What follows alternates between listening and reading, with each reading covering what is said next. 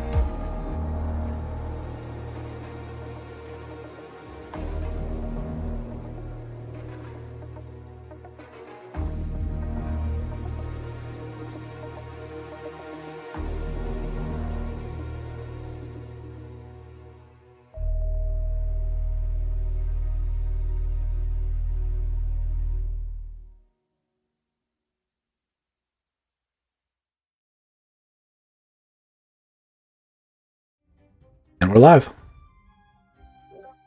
All right, welcome to Florida Green, our modern Pulp Cthulhu game, where our investigative players fight through mind-bending terror and villains from beyond the veil.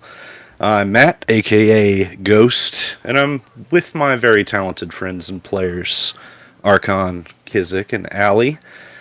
I kind of prepped you guys a little bit for our banter question, because today, I think we're going back to high school. Not back to maybe your characters' high schools, but definitely back to a high school. And we'll find out more when we get there. But I think I asked you guys before the show, where did your characters go to high school? And what was high school like for your characters? So Archon, was Graham Eckert like a skip everything but shop class kind of guy? I'm gonna say no. I'm gonna say that, Graham was he's gonna have had a social circle that he ran in, but his family being pilots, like dedicated pilots, would have meant that he spent his extracurricular time in high school learning to fly, which would have made him, popular amongst the nerds, the aviation nerds. So he would have had a pretty good time in school, and he would have needed good grades and knew he needed good grades to pursue the future that he wanted. Which would have only doubled his disappointment at not achieving necessarily those things right after high school. But yeah, I think he was a pretty good student, and he's decently intelligent. And I'm gonna also say that he went to a high school in Tampa. Like he would have went in a roughly urban.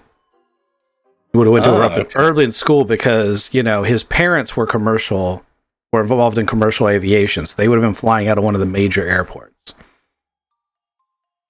Yeah, absolutely.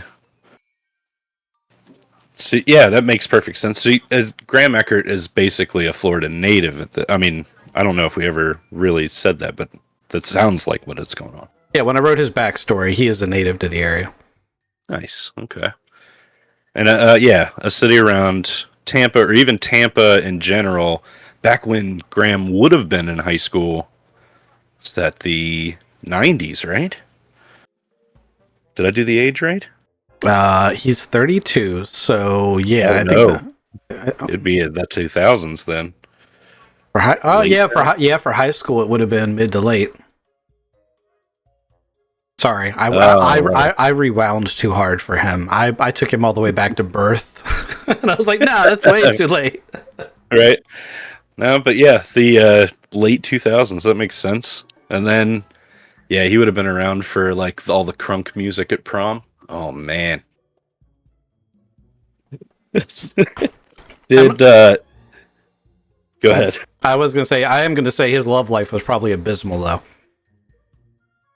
because he's You had not very, like, his appearance is low. I'm gonna go ahead and say that, like, he's not charismatic and he's not a great appearance. So, you know, he was not like a chunk in high school or anything. He probably didn't have a great dating life. Gotcha. But definitely had a core friend group, all the rest of the nerds in the school. You said aviation guys, that makes sense. Yeah. What about you, Gavin Sharp? Did Gavin Sharp get along with cheerleaders and jocks?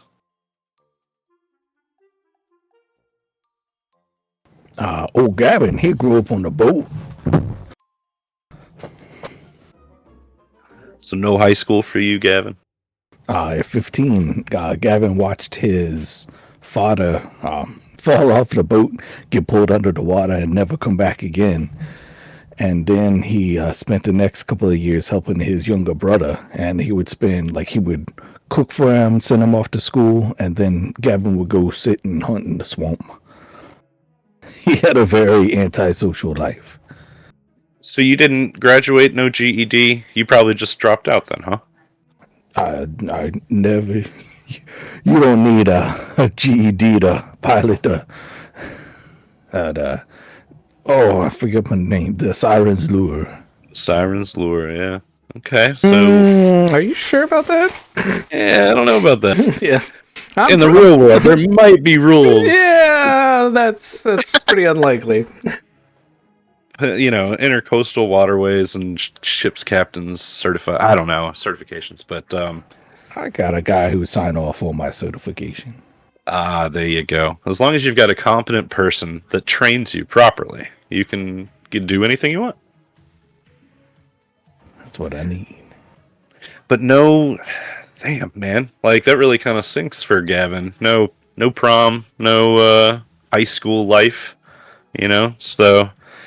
Would you, do you kind of like look back on that and reminisce and kind of like miss that you didn't get it done? Oh no, Gavin knows that working hard is more important than just a frou-frou life of education. Never one for books anyway. You're lucky I'm not the GM, Kizik. I'd make you lower that education score right now to like a 20. Yeah, what is your education here, It's Gavin? 65. Which is impossible for his background. It's a pretty high education, but maybe it's the world education that he's got, his natural education. See how much School of life. Yeah, see how much nicer Ghost is than I am.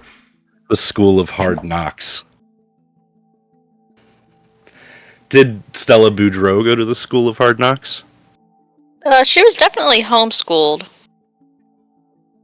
But, like, in a different way. I feel like she got her GED online. Did you have, like, any of the high school life at all? Like, did you have friends that went to high school and talked to them? No, I lived in the swamp. My friends were the Gators. Still are. So, yeah, that might become an issue later on in trying to navigate the school that is coming up. I took the hook, GM. I took the hook. I did it just for you. I was picking up what you were putting down. That's all right. No, I mean, it kind of makes sense that we're at like this kind of backwater. I hate saying that Suwannee, Florida's backwater. That's actually a terrible thing to say. Suwannee's beautiful. It's kind of out of the way, though. Definitely rural. And it makes sense that natives from here probably go about the world and don't go to school so much. So, that kind of grounds us in the world that is today. Yeah, I appreciate you guys telling me about your pasts, and it makes sense. Definitely makes sense for Gavin and Stella to kind of shun the public upbringing, you know?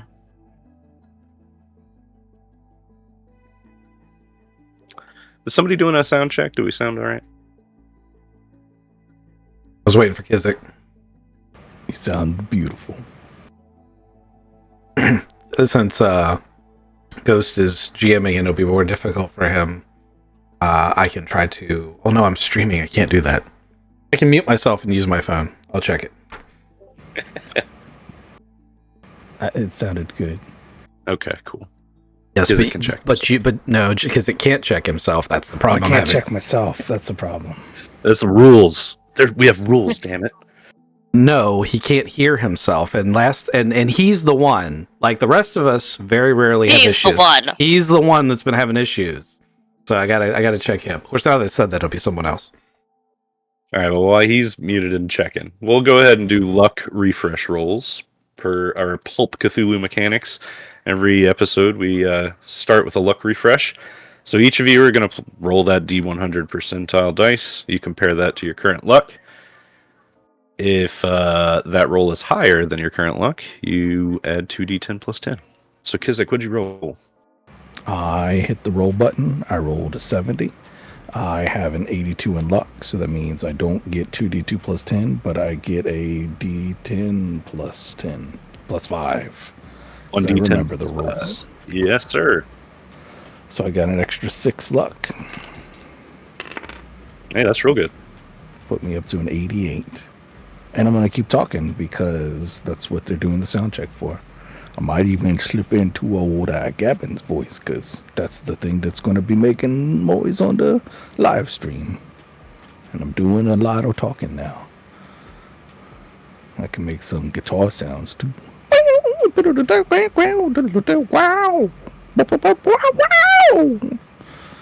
Oh, he's not talking, Max, so I gotta keep on talking. This is called the old vamp song right here. How's the band going? I don't know how much time we got off, but I was about to say, don't you get me copyright struck. I didn't hit that was just 3 notes over and over again.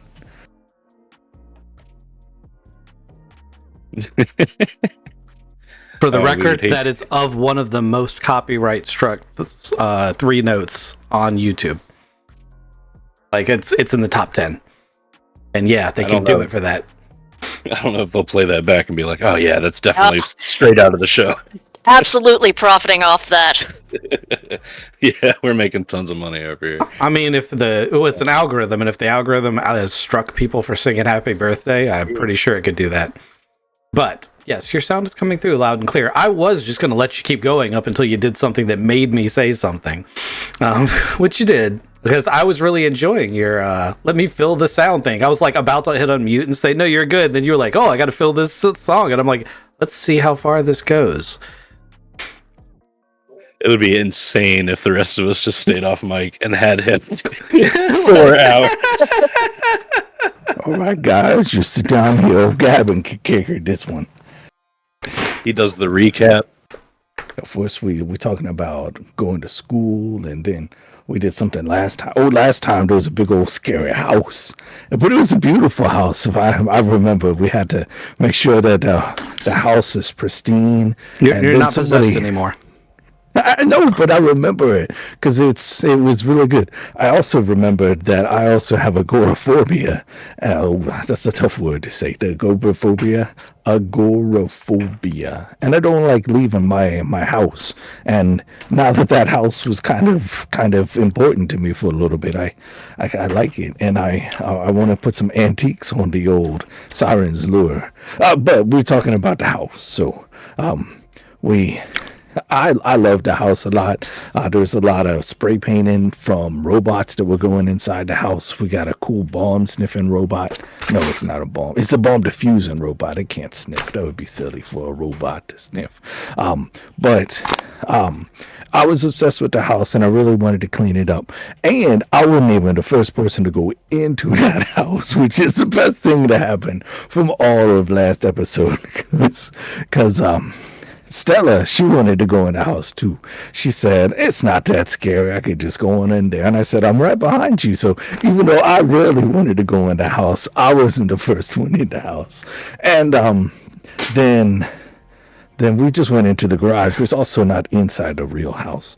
But there's too much spray paint and I just needed to clean it up, and I kind of got overwhelmed by things, so I snuck away and I started cleaning it out.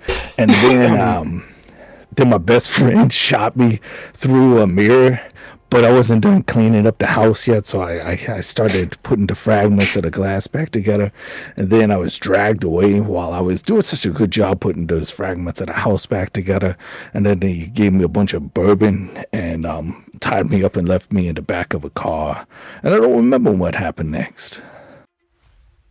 Yep, just like old times. I love hearing it from his standpoint. Oh my god. Did you guys Archon and Allie, did you do your luck refresh rolls? I rolled a 79. My luck's an 82. Bummer, but you still get 1d10 plus 5. My luck is somehow still sitting at 99. Yeah. 97 on this one, so I'm going to go ahead and just put this to 99 because I get the plus 10 anyway, for the extra thing anyway, so it's not possible for it to be lower than 3 points, right? Correct. Yeah. So, yeah, 99. Yeah. So what that tells me is I need to spend more luck this time. That could help. Could help. It also tells me that I need to give you skill challenges so that we have more rolls. So that makes sense. Yeah, but I'm very hesitant as a player to use luck in that way. I mean, you could do it that way, but if you wanted my suggestion, feel free to give me options to just spend luck to make things happen if you feel like there's an opportunity to do that, because I like spending luck like that. Okay. I will try to remember that. Mm-hmm. I have a question. Yeah. Yes, ma'am. I rolled a 10, so plus 5. I'm adding 15 to 82. Yes, ma'am. Okay. That is correct. So Gavin kind of got into a little bit of the recap, but I want to just bring us up to speed from the beginning.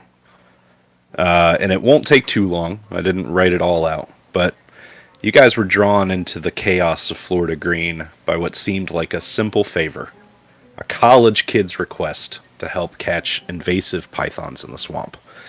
And that strange errand unraveled into something far deeper, leading Graham, Gavin, and Stella to cross paths with the eccentric former Delta Green agent Silas Kincaid and his long-forgotten government vault of cursed relics and mythos artifacts.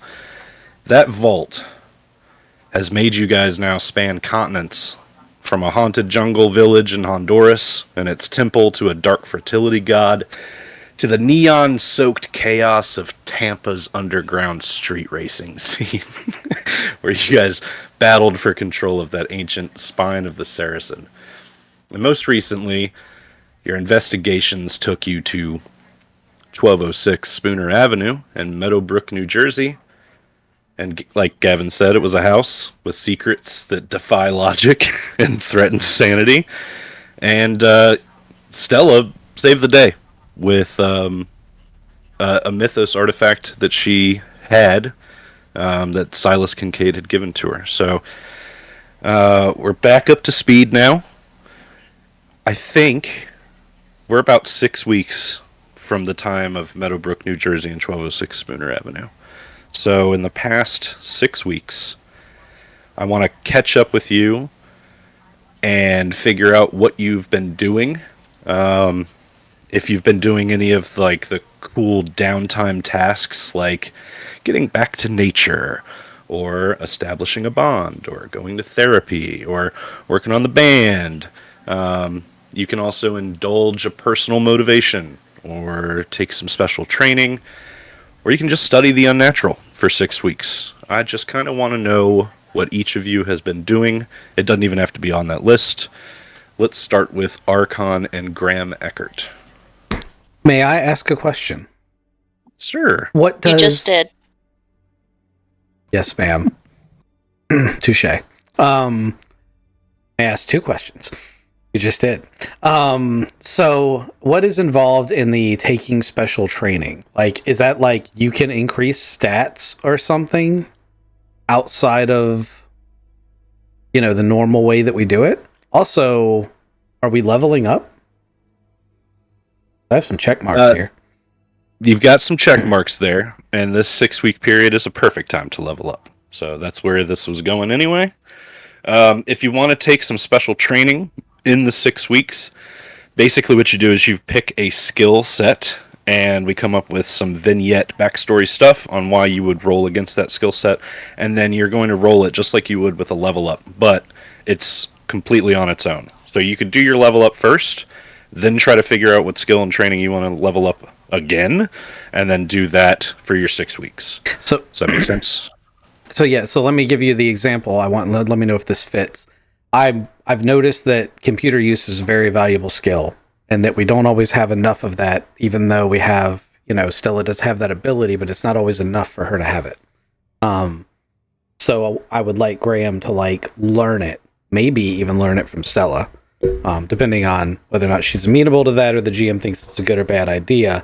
Basically, just to make it a skill he can upgrade, because his is a 15. It's really low, and I don't want to take a skill I'm good at and raise it. I want to take a skill I'm abysmal at and bring it to at least a moderate level. Yeah, I get that. And Stella, it's up to you if you want to spend your 6 weeks. He could do it through, a college course or something like that if you don't want to waste your time. Or it could just be for flavor too. That's true too. No, if he wants to come out to the swamp, we can do some computer classes. He's not going to know that your Windows 95 machine is ancient, because he's dumb. I'll have you know. I have a very sophisticated setup out here. Okay, so what do I need to roll for that? So for the 6 weeks, we're going to say that you're going to increase your computer skills. So for computer science, I want you to roll a d10. And then you're going to add that to your skill level. You're 15 currently. Okay, I got to roll to 4. Okay. Brings my computer use up to a 19. Not bad for 6 weeks worth of... Absolutely. I'll take it. I'm more than happy with that. Now, does that takes up the whole 6 weeks? That is the downtime activity that you've been doing that's going to increase your character stats. Just for flavor, we can say, and it's 6 weeks, so whatever you're doing in your off time. Okay. Yeah. Because the only other thing I wanted to do, and this is mostly for flavor, but is also semi-functional, is Graham saw that big-ass snake during the first season, or not first season, first chapter of this. And he wants to quietly modify the albatross to have a forward-mounted gun of some kind that could potentially be used to shoot something large like that. But he obviously wants to do it in a way in which it is very concealed, because, legalities might become an issue. And I don't want to say he's installed it yet or anything like that, but he would have diagrams and shit where he's trying to figure out how to work that cannon in without anyone knowing. So that's mostly flavor, but I'd also want to give the GM plenty of time to chew on it before we start actually getting into it. And 4? You fit a 50 cal machine gun kind of thing? Well, if it was a 50 cal, I'd want 8 of them. If it was a 20 millimeter, I'd want 2 of them. And if it was something like a 105, meaning a tank round or the big gun on a AC-130 gunship, I'd just need 1.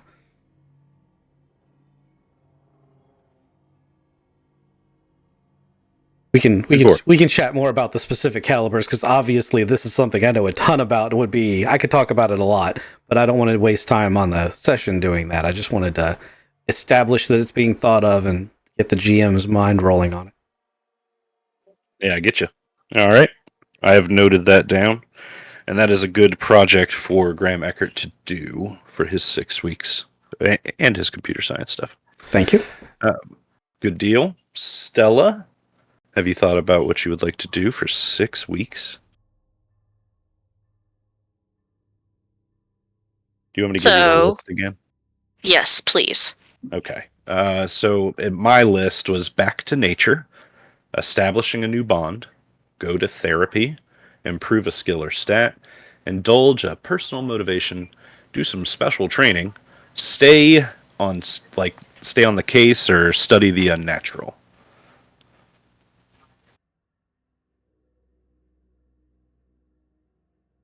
But my thought was, Stella has to, after all that what happened in New Jersey, Stella has discovered a real love of antiquing. And she's gonna, when she's not teaching Graham how to use keyboard shortcuts, she's gonna do some research, some learning into antiquing and historical objects. Are you doing this in conjunction with the vault? Like you want occult antiques, or are you trying to just learn the basic antique stuff right now? The idea would be that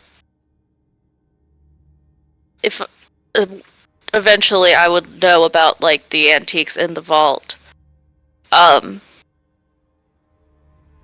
like I could look at something and know not the personal history behind it, but have some idea of the history behind it. So I don't know what skill that would be.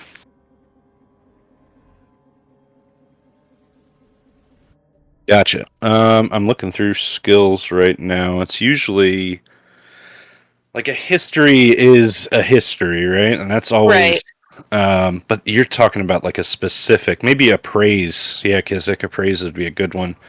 That's kind of what I was thinking. Yeah, Appraise or I didn't see history, but history would be good. I was thinking appraise or library use. I really like the idea that we call that the appraise skill. Okay. Cool.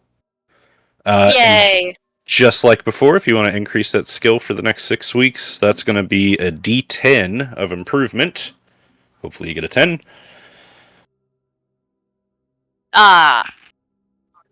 A 4. I mean, 4 is what I got. It's better than nothing. Yeah, that's true. And remember, like, we're still going to do a level up, which if you got pens or little check marks boxes next to anything that you've rolled and succeeded on, you want to then roll against your total skill. And just like, well, not just like with the luck refresh, you have to fail this roll to increase it. So if your climb is 20% and you try to roll against that 20%, you want to fail that roll, and then you can increase it by a D10. Do we need to go ahead and start doing that? Yeah, if you want to go, yeah, that's a good idea. We'll go to Kizik. Kizik, what have you done for the past 6 weeks? Oh man, it's all about the band, man. My keyboard player keeps talking to himself about his airplane, and my tambourine player keeps talking about a old tambourine that she's gonna get cleaned up. It's gonna have like actual brass things, and that's pretty neat. But I got old Holler Hector and the Earl of Rhythm playing the drums, and we shopping a bunch of songs around. We playing anytime we get a chance to. It's feeling good. I kind of like a music style thing, and I want to see if I can get better at the guitar. I guess not even just guitar, but also like leading a band and trying to find gigs.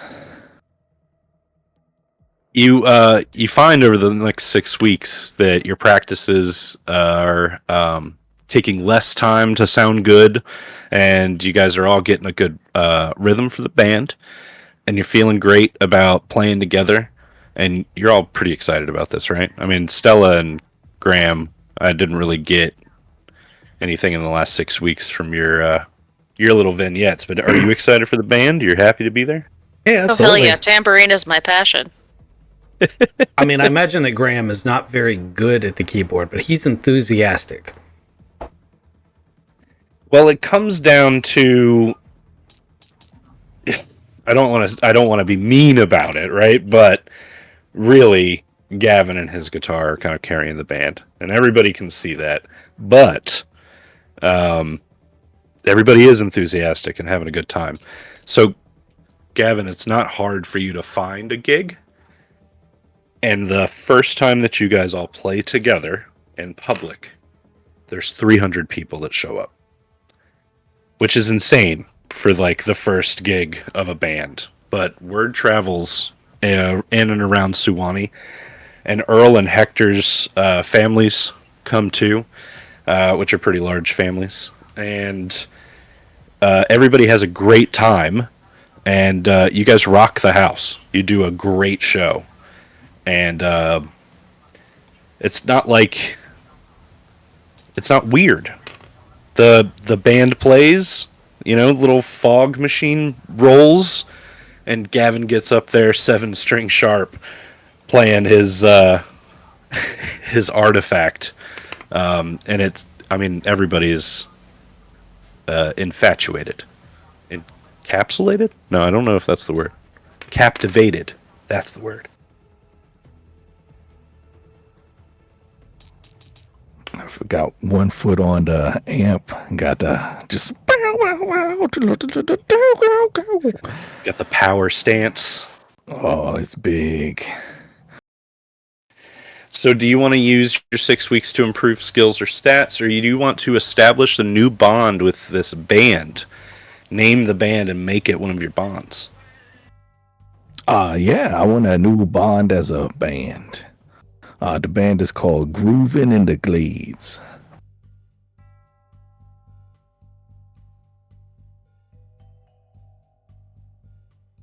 Sorry, I'm writing this in huge, bold letters. Groovin' in the Glades, and I love it. Fantastic.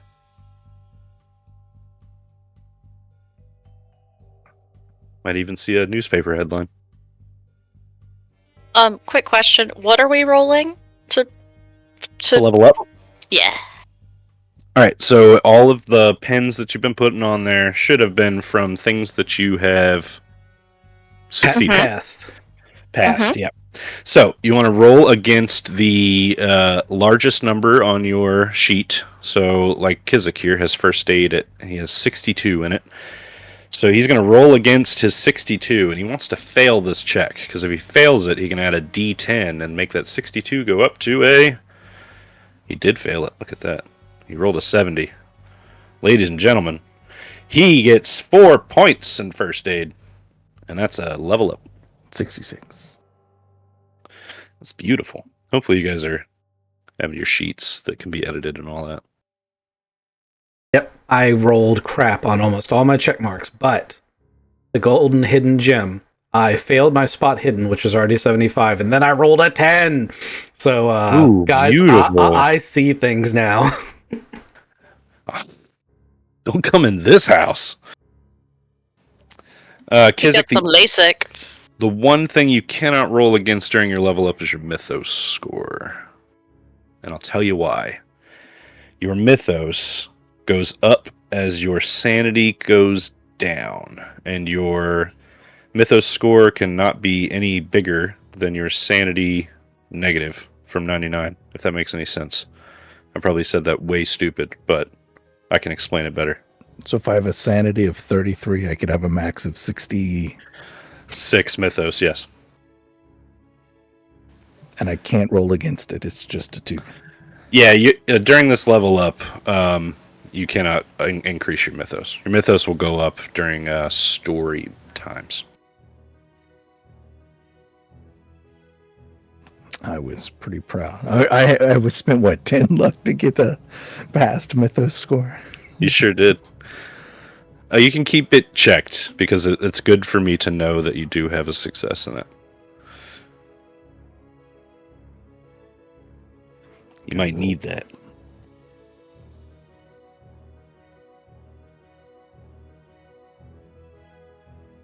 How's everybody's level up doing? You guys right in the middle of that? I'm all done. I got some points improved. It looks like the version of the character sheet that's on the table is actually 2 versions behind. I'll send you a new one. That's probably true.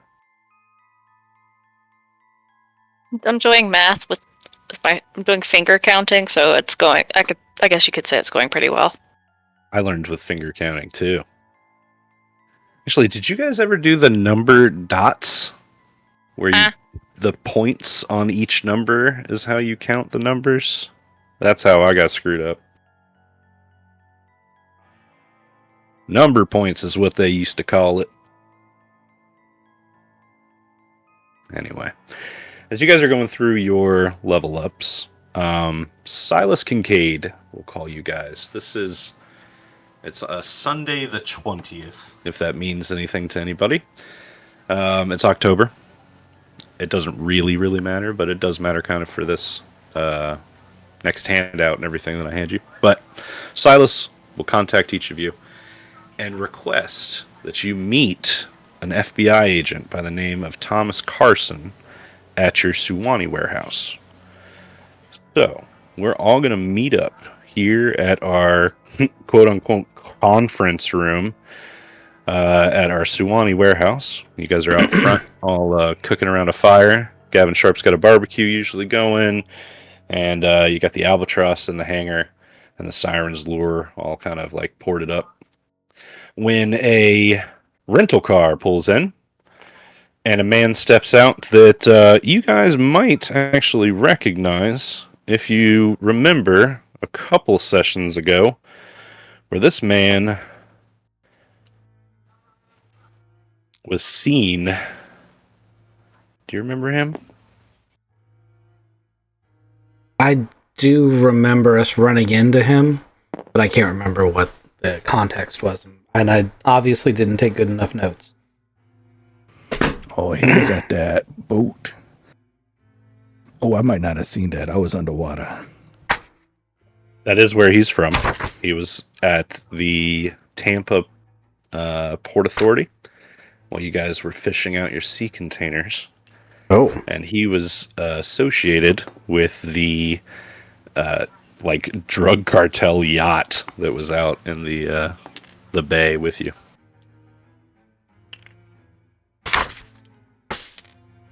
All right, so he comes up and he's like, thanks for meeting with me. I won't take any more of your time than I have to. I've got a situation brewing in a place called Glenridge. It's a quiet town on Long Island up in New York, up near the Hamptons and Montauk. Anyway, it's 2 murders, weeks apart. Both victims were mutilated. Their spines were removed. Internal trauma like nothing I've seen before. In one case, the body was found 40 feet up in a tree. So I sent 2 of my best out there, Special Agent Delbert Coleridge and Behavioral Analyst Sandra Lewis. Sharp minds, good instincts. And they did a solid work with the local PD, and they sent me their conclusions. He pulls out a manila folder, and you guys have seen one of these folders before. Silas Kincaid had pulled it out, and you guys recognize this kind of like triangular circle pattern on the folder. So he taps the envelope containing the report of Delbert Coleridge and Sandra Lewis. He says, that report gave me chills. He pulls this report out. It's not from what was in it, it's from what wasn't in the report. There's a gap here. And I think you guys know the kind of gap I mean. So here's the report. It looks like it's straight from the desk of FBI New York Division. There's a 26 Federal Plaza, all that stuff up there. And its originating office is the office of the Special Agent Thomas Carson, date 19 October. And the distribution is the agents Coleridge and Lewis. And this is the report about the multiple murders in Glenridge, Long Island. It starts with a timeline of events, and it goes through September 15th, where a Dr. Carl Moretti was found dead in a park. September 16th, Moretti's body was remanded to Dr. Santori. October 7th, Vanessa Hatvan was found dead. October 8th, the body of Miss Hatvan was sent to Suffolk County Medical Examiner. That is Dr. Santorini, sorry. And that's when Glenridge police informed the New York field office of the FBI that a serial killer may be on the loose in Glenridge. So those 2 FBI analysts, Delbert Coleridge and Sandra Lewis arrived in Glenridge in an advisory capacity. And then the press showed up October 13th. And they have dubbed the killer the Glenridge Chiropractor. We can... you guys done with that page? I can move to the next one. Can we have copies of this thing? Yeah, let me make copies. 1, 2, 3. That's the easiest way. It sure is. I should have done that from the beginning.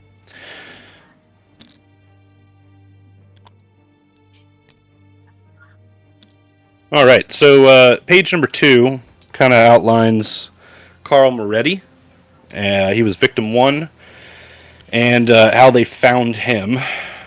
Does anybody want to read this aloud, or we can leave all of this unread? Maybe you guys talk about it on your way up. Yeah, does anybody want to read this out loud? Are we going to do that high school stuff? Go ahead and read the first paragraph, if you would, Kizik. On page 2? Yeah, where it says Victim 1, Carl Moretti.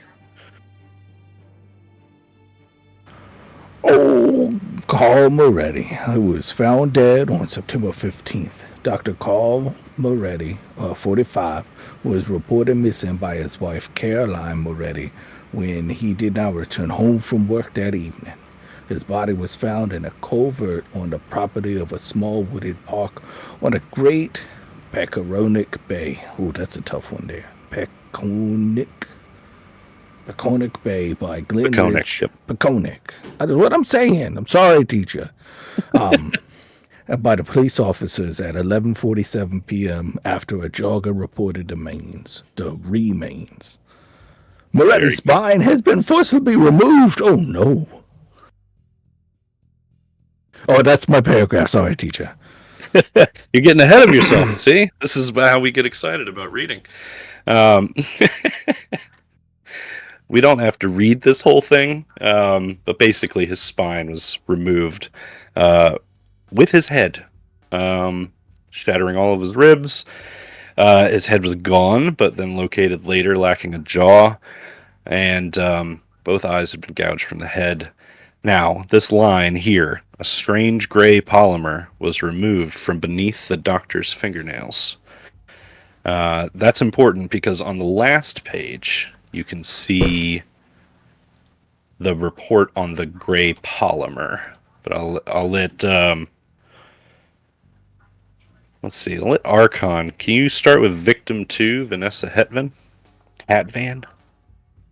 Hold on, I'm trying to remember how to spell polymer. Where is it? Polymer. Oh, I did it right. It just doesn't look right. Pollymer. Yeah. Sometimes you spell a word out and you're like, that doesn't look right, and then it is. Yeah. All right, so we're talking about victim 2, Vanessa? Yes, sir.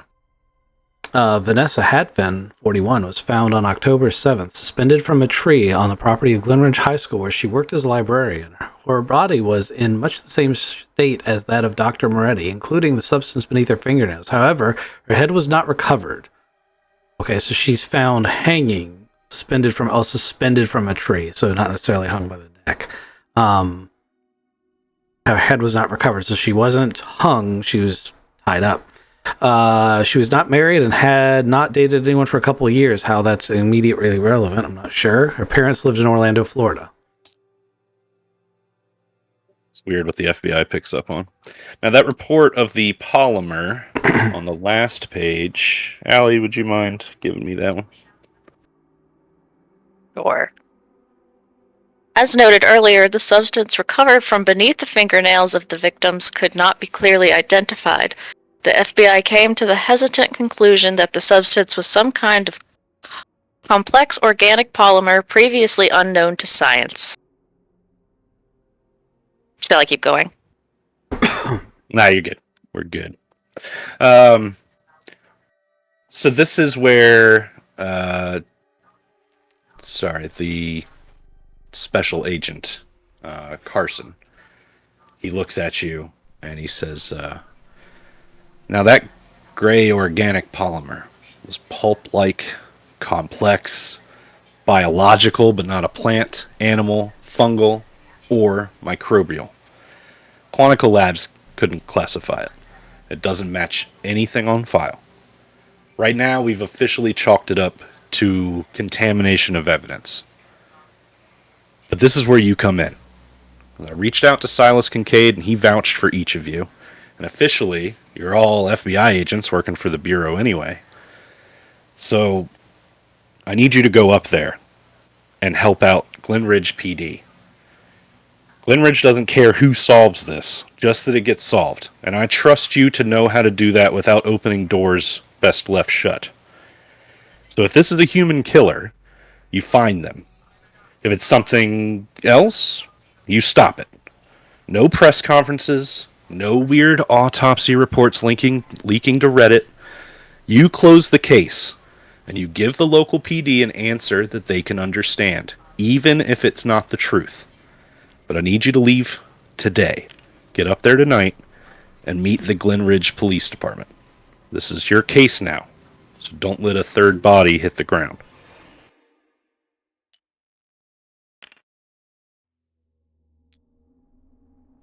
Isn't it fun being in Delta Green? Are they just like, nope, you're going? We don't know we're in Delta Green. We're not in Delta Green. We are the disposable assets that they send after things. That's very true. You're part of this vault. We just FBI agents. I You like are. being FBI. Just some regular old FBI agents. We're not even really FBI agents. We're private investigators that they have like forced into this because it's a convenient cover. Listen, Gavin didn't finish high school, and I'm a homeschooled swamp freak. Let us be FBI agents. This is like kind of why I asked the question in the very beginning too, because it's true. You guys did get deputized last, right before you went to Meadowbrook. Silas gave you all of the FBI credentials that you'd needed, and you're in the FBI like officially. So it's kind of like coming as I don't know if this is a shock to you, where you're being approached now again by another FBI agent, and he's like, "Hey, I need you guys to rock out and go up to Long Island and talk to the PD up there and try to figure this shit out." The gray polymer that he's talking about is concerning. The two FBI agents that wrote this report, Coleridge and what was the lady's name? Sandra Lewis. They're legit FBI agents. So when they started talking about the polymer, of course, Thomas Carson can't have the FBI knowing about anything like that. So that's why he's like, nope, your guys are out, and this special team of investigators is in. So Eckert, Sharp, and Boudreaux is on the case. I don't see Lindale on the map, so I'm assuming it's too small to be on here. So how far away is it? Is this a fly or drive? To Long Island? To Long Island, New York? Oh, it's a fly. I missed that. Yeah, that's a fly. It does take about 9 hours. That's We roughly. Go ahead. We can make that 36 if we take a boat. No thanks. That's true. Glenridge, Long Island is roughly 1,000 miles away in a straight line. So 9 hours with a refuel stop. I don't know if you'd actually need a refuel stop in the Grumman. Nope. But when you get there, you will need a vehicle. So you can talk this out with Carson now, and he can have an unmarked black Tahoe there when you get there, or you can do a rent a car or Enterprise or whatever. This is in the state or the city of New York?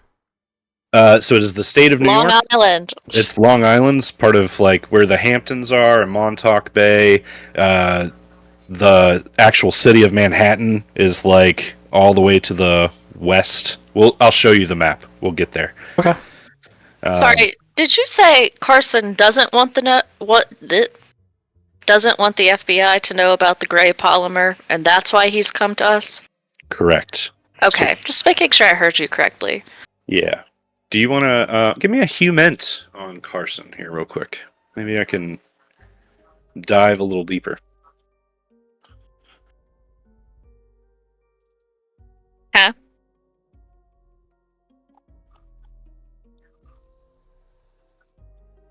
Oh, I said human intelligence, which is not a thing in Pulp Cthulhu. That's a Delta Green thing. It's This is probably me it's being probably terrible. it's probably psychology and Yep, so- it's a Oh, psychology. Yeah, I just thought maybe I was having a stroke because I didn't understand what you said. No, it's my fault. There's too many game systems. this is what I'm happens just when you gonna keep go back to shuffling. watching these fish in a barrel. Fish in a barrel. You also could use a hypnosis. Do you have a psychology score? I do. Why am I all the way over here? I mean, everybody's got a psychology score. The question is what is it?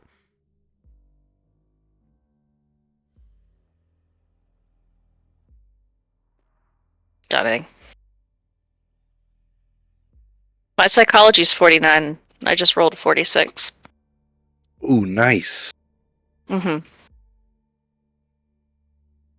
All right, so you're gonna pick up that Carson. You did see him before. You saw him at the Port Authority in Tampa when you guys were doing your sea container. That is established now. But more than that, you're really looking over, and Carson is wearing really nice clothes. Like, not something that an FBI agent would normally wear. We're talking about $1,000 suit, probably $3,000 watch. He looks like he's dapper, and he looks like he's above This his man is posture. fancy. He is very fancy. So you gotta assume that maybe he might be getting his money not from the agency, so to speak, not from the bureau. He might be funded from the outside. Hmm. That's us.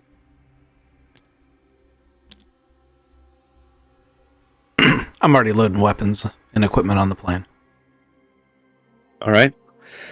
I appreciate your time, agents. And he looks at Gavin Sharp. He's like, Agent Sharp, thank you very much. I look forward to your phone call when things come out. He hands you a phone, Gavin. He says, this is a legitimate FBI phone. It's on the FBI's plan. Anything that you discuss over it will be heard by the Bureau, so I suggest you don't say anything about the unnatural over this line. But if you need to contact me at any time, you can find my phone number in here. And he hands you the phone. I take the phone. I say, thank you very much, Agent Carson. I will contact you on this FBI phone. Excellent. Kind of nod at him. Oh, you want some fish? I got them brewing up. No, thanks. I've got to get back to Quantico. All right, go about your business then. So he gets back into his rental car and leaves. All right. Graham in the middle of loading equipment is like, Quantico, we could have just dropped him off. You know what? Never mind. It's not like we'd have a plane here. Dropped him out of the plane? That's a good idea. I mean, he's nice enough. I'd have landed for him. Oh, he gave me a phone so we can call him, but it's a FBI phone, and they listening in to FBI phones. Yeah, basically, he gave you a pager. You can't really. Anybody else notice he's wearing a designer suit on an FBI agent's salary? Anyone else notice that we are fake FBI agents? I think he's probably same situation as us. I think we're real FBI agents. No. I mean, paperwork-wise, maybe. But, I mean, let's just talk amongst ourselves here. Does any of us actually have any desire to actually be associated with the FBI? Because to me, this is just a cover, which I intend to very intentionally shed as quickly as possible. I don't know if you know what government agencies do, but it's called red tape. I'm like holding the phone to my belly so you can't like hear into it. A phone's listening. Oh no, I just put that in my pocket. Yeah, of course. We don't want to be FBI agents. I mean, we started our own organization so that we wouldn't be beholden to the man. Not really interested in being an FBI agent. However, it's a useful cover from time to time. But that's what it is. It's a cover. So while others may think it's real, let's not fool ourselves.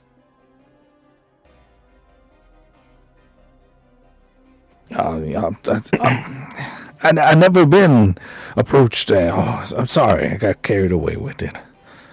Just a cover. Let's go figure out what kind of critters eating people's skulls out of their heads, like skulls and whole spines. That's gotta be some kind of big cat, right? I And mean, even you wanna drag give one me up into a tree. Yeah, you want to give me a nature check? A natural world or biology? Either one of those, whatever's higher for you. A natural world. 45 out of 78. I mean, you pegged it on your own guess. Large cats do this. They'll pull their prey up into a tree. That tall, though, 40 feet up. And there's no big natural predators like that on Long Island. Like, there's no big cats. But, might be a zoo. Missing a cat. Something to look into. Gavin remembers that jaguar from Mexico. Honduras, yeah. Honduras. Sorry, I forgot where we went. It's all right. South America.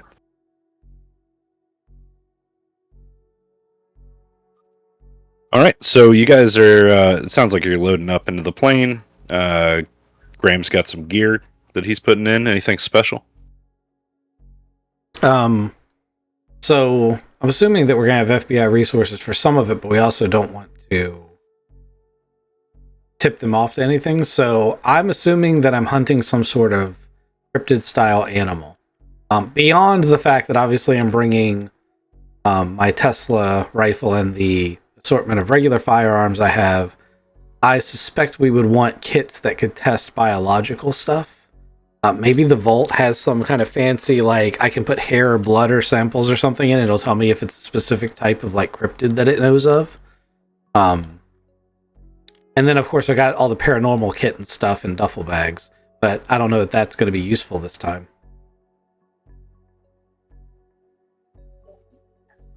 It might be. It might be. I like the idea of you having some sort of, like, blood test kit. And, like, as soon as I think about it, I think about the Thing where they've got just the petri dish and they're testing which one of them has the weird blood. Oh yeah. Yeah. I'd imagine that it's, yeah, you get the vault. The vault would have something like that. It probably won't cover everything, but it's better than having nothing. Nothing. Yeah, absolutely. I'll take what I can get. Also, things like trap cameras. You know, we've already established we've got drones, so obviously we're bringing all the stuff we normally have in that category. So observation stuff. And we want to make sure that Ms. Boudreaux has a high-end laptop she can use to access the city's internal surveillance systems like traffic cameras and such. That is a good idea, Miss Boudreaux. Would you like a laptop? Yes, please. That makes sense. I would add that to your sheet. Makes perfect sense. And it kind of makes sense if you guys already have the backing of the police department, that you would have the laboratories and things like that the police can use. I'd on top of all the other stuff. We were talking about a car earlier. We would want a car to meet us, but I think it's reasonable in the city to have a sedan or smaller vehicle, because I'm assuming, and having not really spent a lot of time in a big city, I could be wrong with this, but I think a Suburban is going to have a hard time getting around in the tight confines of a city if we suddenly have to start making, we'll call them emergency maneuvers. I think I'd rather have a sedan that maneuvers better, maybe gives us a little bit more advantage if we have to do drive checks, which we're all famous for being good at, right? Just Just food for thought. Isn't Long Island more like a suburb, though? It is, yeah. I think when I said Manhattan's there, I think that kind of stuck into your head a little bit. We're not in the big city. We're not in like Yeah, the middle of the city. I think that while you are correct, I also think you missed the point of what I was saying. Nope, sedan works. Gavin wants a net gun. A net gun. Yeah, he's gonna try to catch something with a net gun. A big cat, maybe. How's this net gun work? It's basically like a fire extinguisher, right? And it shoots a compressed air.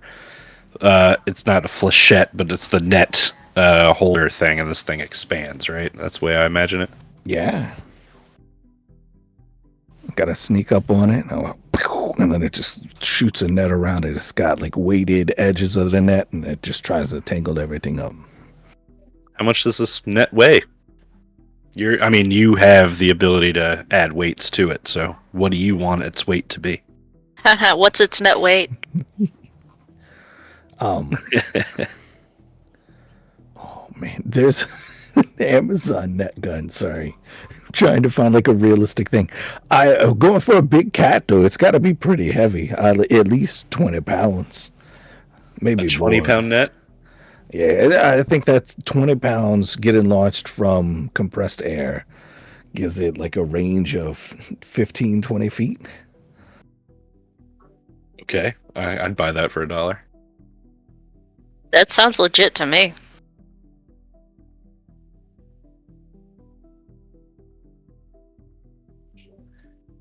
All right. So, a net gun, laptop, blood test kit. Can I make a request for my laptop? Sure can. Could that have access to like a supernatural creature database? A cryptid database, if you will? You mean the internet? There is the internet, but I think you're talking more specifically things that would be like within the programs Yeah. files. Yeah. I don't know if I should answer this way, but I'll tell you this early in the long plot, probably not. Okay. But if you guys keep playing nice with the program, I don't see why you couldn't request that formally later on. Or you can start building your own. Encrypted link back to the vault. Talk to the artifactor. Oh, I forget his name. Codex. The Codex. That's what I was thinking, like something codex-based, that lists all the real cryptids, not internet legends. I guess, yeah, between you and Marge, you could probably get the codex on the internet. Which, I don't know if Archon got so far in the Dresden Files when Bob got hooked up to the internet, but it was a sight to behold. I did. And, yeah, that was fun. I actually, when she started saying that was the first thing I thought of. But also, if we want to do that, have our own like network style link back, I've been working hard on the concept of making because the plane is huge. Like when you look at the actual Albatross, it's massive, easily big enough to be like a mobile command center. And I want to say that it's like a dedicated hub for such a thing. I also would like to have, like, when we talk about lab kit, I think it should have like a little like, and I'm talking about something the size of a camping stove, but like it should have a little lab in there for like testing this shit and sending off the results that I can't possibly interpret back to the vault on like a secure channel. Yeah, I mean, if you want a dedicated lab space in the plane, it would have to be one of those dry rooms or whatever. It would have to be like super clean. I was thinking more like I was thinking more like a field lab. So like it's like a pop-up thing. Yeah, it's more like, I don't know if you ever handled like field stuff, like for any kind of like chemical testing or biological testing, like it does not have to be a clean room like that.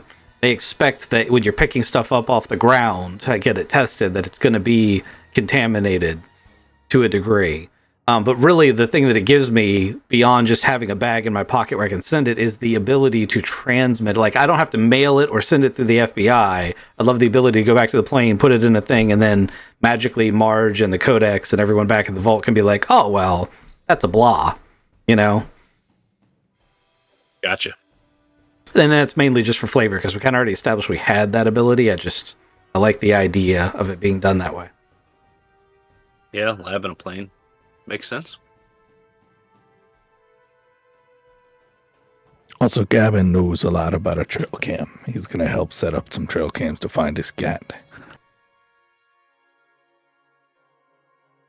Got a bunch of trail cams. Got a laptop with a connection back to the Codex.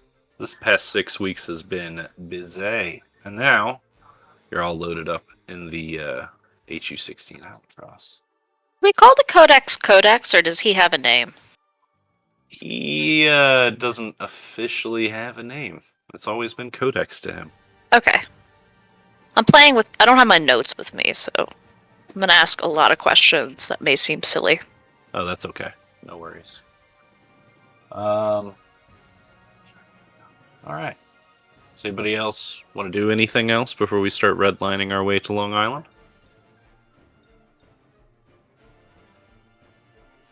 Let's do it. I gotta get off my boat. Be willing to go. Oh, I got a 5. I'm very willing. Your agoraphobia might have kept you at home. That would have been weird. Right? Stayed behind. No, I just would have gone unwillingly and had a 10% skill check. 10% penalty to all skill checks. That's me every time I go out. That makes perfect sense.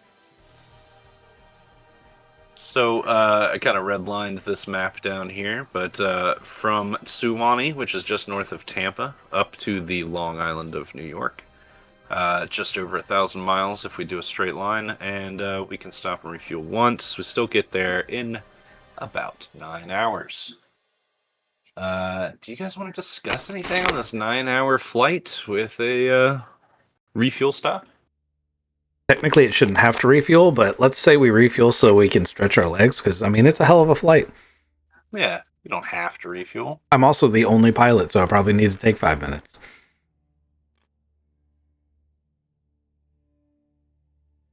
Couldn't hurt.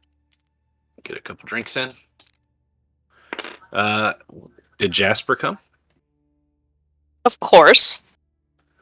Excellent. All right. Let's do some tabletop stuff. I crushed my aircraft roll, in case you were wondering. What'd you get on it? 45 out of 64. Nice. I have a pretty little checkbox for next time we level up. All right, so we zoom out to Suwannee, which is our big Suwannee map, which, if you guys remember, there's this huge river, and you guys are kind of located right there. I don't know if you guys can see it. I pinged the map. So you guys can come out of this little outlet thing, hit the main river, and then fly. Well, you could use it as a runway and fly up. So you guys head north. And zoom out again to Florida. Like I said before, you guys are about here in Suwannee. So you'll fly up. And we're going to go to Long Island. Look at that. So Long Island, very Long Island. Named aptly. Let's see here. Oh, yes, the city of FBI. Yes, the city of FBI. That's the Long Island Resident Agency. And it's about an hour and 15 minutes from Glenridge. See Glenridge right here. Hanging there. Montauk, which is a pretty popular place. The Hamptons are a pretty popular place. They're up in here too. Other things around Glenridge that you would note. The Francis S. Gabrisky Airport and Air National Guard Base. There's also, let's see, Fire Island, if you guys are into that kind of thing. Just as you can see from this map, and I just want to point out the one thing that really needs to be pointed out. The Suffolk County Medical Examiner is a good hour from Glenridge. And Suffolk County's almost the entire area here on Long Island. So it's really like the one medical examiner's office that does all of this area.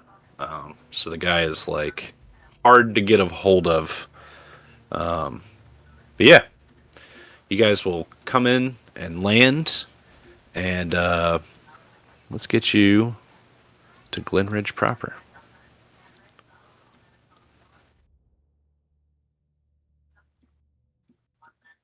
Glenridge. So you guys land, you guys get your sedan, which is an FBI issued silver, or do you want black? Makes more sense if it's black. Probably a little Ford. It can be hot pink for all I care. Nah, they don't. The FBI doesn't have a hot pink car. I don't know if everybody can see these trees and all of these little points of interest here on this map, but this is basically Glenridge. And you guys know from your dossier, your mission briefing, that Dr. Carl Moretti, victim number 1, his body was found just south of the Glenridge Yacht Club. I think it was in a culvert in a park, right? And then you've got the second victim, victim number 2, Vanessa Hatvan. She was found near the Glenridge High School in a tree. And then you've got, Carl Moretti's house, if you guys want to go there. There's Carl Moretti's office because he was a dentist. Thanks a lot for your here. There's also Vanessa Hatvan's home, if you guys want to check that out. The Glenridge Police Department, Glenridge Storage, Flicker Hardware Store. There's gas and stuff, and lag. The Glenridge Recycling Center all the way over here to the west. So those are your points of interest here. Oh, and the Glenridge Inn, which is a fantastic little 3-star B&B. The first thing that you guys would do as FBI agents taking on a case is to go to the Glenridge PD and kind of introduce yourselves. So I'm going to railroad you there. You guys are going to arrive at 9 p.m. At the Glenridge Police Department. Where do we park the plane? Where would you like to park the plane? I'm seeing a yacht club. Is that the only place that has a docking facility nearby? If you want to park here in Glenridge, yeah, that yacht club would probably be the only place. But we could go back out to Long Island. There's a bunch of places around there. There's the airport you could actually land at. I mean, I'll leave it to a vote from the party, but I think we want the plane as close as possible because I'm not planning on taking all of our gear. We have a lot of it on the plane at one shot. Also, we need a place that can supply fuel for the return trip. Yeah, yacht yard sounds good. Yeah. I'm going to assume that Miss Boudreaux is on board with this as well. And that's fine. I do not. Okay. It's just absolutely not. I hate yachts. Well, I just think it's so we roll in this albatross, and this would be an interesting sight to many of these people, but also we're going to stand out just a little bit getting into a FBI car coming off of an albatross in the yacht club bay. I'm just going to point that out, and then we would head. I walk around with a miniature gator on my shoulder. I don't care about attracting attention. Oh, I didn't say you cared about it. I just want to point out that we're probably getting looks. As the group that we are. I'm bringing my Tesla and a minimalist set of kit for the first part of the trip. I've got my official FBI lanyard, but other than that, we're not in suits or anything, right? I mean, you're carrying a gator. I don't think the suit's going to matter. Well, he does have his little FBI sunglasses on. And his special hat. Because he's got to remember, he's got a special hat. He does have a little hat. He's probably got a little FBI field jacket on. He's more Black official yellow. looking than the rest of us. I mean, that's nothing new. If you've ever met a real FBI agent, they are lizards. Shout out to my FBI agent, Glenn. Thank you so much, Glenn, for listening to my phone conversations for the last 15 years. Appreciate you. All right, let's set up the scene at the police department. So, Yeah. our police department is here on Milburn Avenue. Milbum. Uh-huh. Milburn Avenue. There is an R. You guys get out of the vehicle, and inside this little building is a desk sergeant. His nameplate on the front of his desk says Desk Sergeant Charlie Sinclair. And he looks up from his work and greets you with a huge smile. He says, "Agents, I can see your lanyards. You must be here to talk to Detective Gregson. Is that right?"